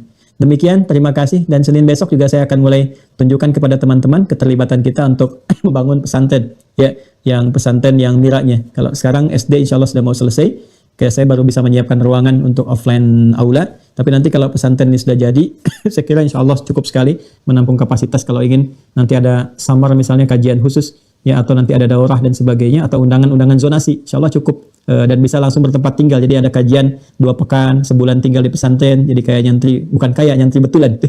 Jadi ada yang formal libur, Anda yang datang ke situ nanti belajar supaya merasakan bagaimana suasana pesantren, dan suasana pesantren yang dibangun insya Allah pesantrennya ekho, jadi menyatu dengan alam. Ya, masih ada pohon duren di situ. Sekarang sedang berjatuhan, bukan jatuh dari truk, tapi jatuh dari pohon. sudah kita bisa dapatkan, ada rambutan dan macam-macam, ada ternak juga. Nanti kalau kita di situ prakteknya jelas. Jadi nanti ada Quranic Botanical Garden, ya, insya Allah ada kebun Quran. Jadi tumbuhan-tumbuhannya ada di Quran, tafsirnya nanti ke situ, hewannya ke situ. Nanti prakteknya bisa lebih luas dengan izin Allah. Besok saya sampaikan infonya untuk kita bisa bangun bersama. Karena juga cukup besar apa yang kita harus siapkan untuk bangun itu, dan insya Allah semua kita tujukan untuk lillahi ta'ala, karena tanahnya pun bukan pribadi tapi saya jadikan juga untuk umat Islam, dikelola oleh Mira, jadi saya meninggal pun bisa diteruskan oleh murid-murid yang lainnya, termasuk semua perangkat-perangkatnya. Mudah-mudahan jadi jariah terbaik untuk kita semua. Ya, besok insya Allah kita umumkan dan kita sampaikan, dan kita berharap Allah meridai apa yang kita kerjakan sampai kita wafat menghadap Allah Subhanahu wa taala. Allahumma taqabbal minna innaka antas sami'ul alim wa tub 'alaina innaka antat tawwabur rahim. Allahumma arzuqna ni'matal istiqamah fi dinik ya arhamar rahim wa fil imani bika wa bi rasulika sayyidina Muhammad wa ala alihi wa sahbihi ajma'in. Rabbana atina fid dunya hasanah fil akhirati hasanah wa qina adzabannar. Allahumma wahhid sufufana bihablika ya rabbal alamin bi Qur'an wa bi sunnati nabiyyika. Allahumma jannibna minat tafraqah. Allahumma jannibna minat tafraqah. Allahumma jannibna minat tafraqah. Wa sallallahu ala sayyidina Muhammad wa ala alihi wa sahbihi ajma'in. Wa akhiru da'wana subhanakallahumma bihamdika nashhadu an la ilaha illa anta nastaghfiruka wa natubu ilaik. Alhamdulillahi rabbil alamin. Assalamualaikum warahmatullahi wabarakatuh.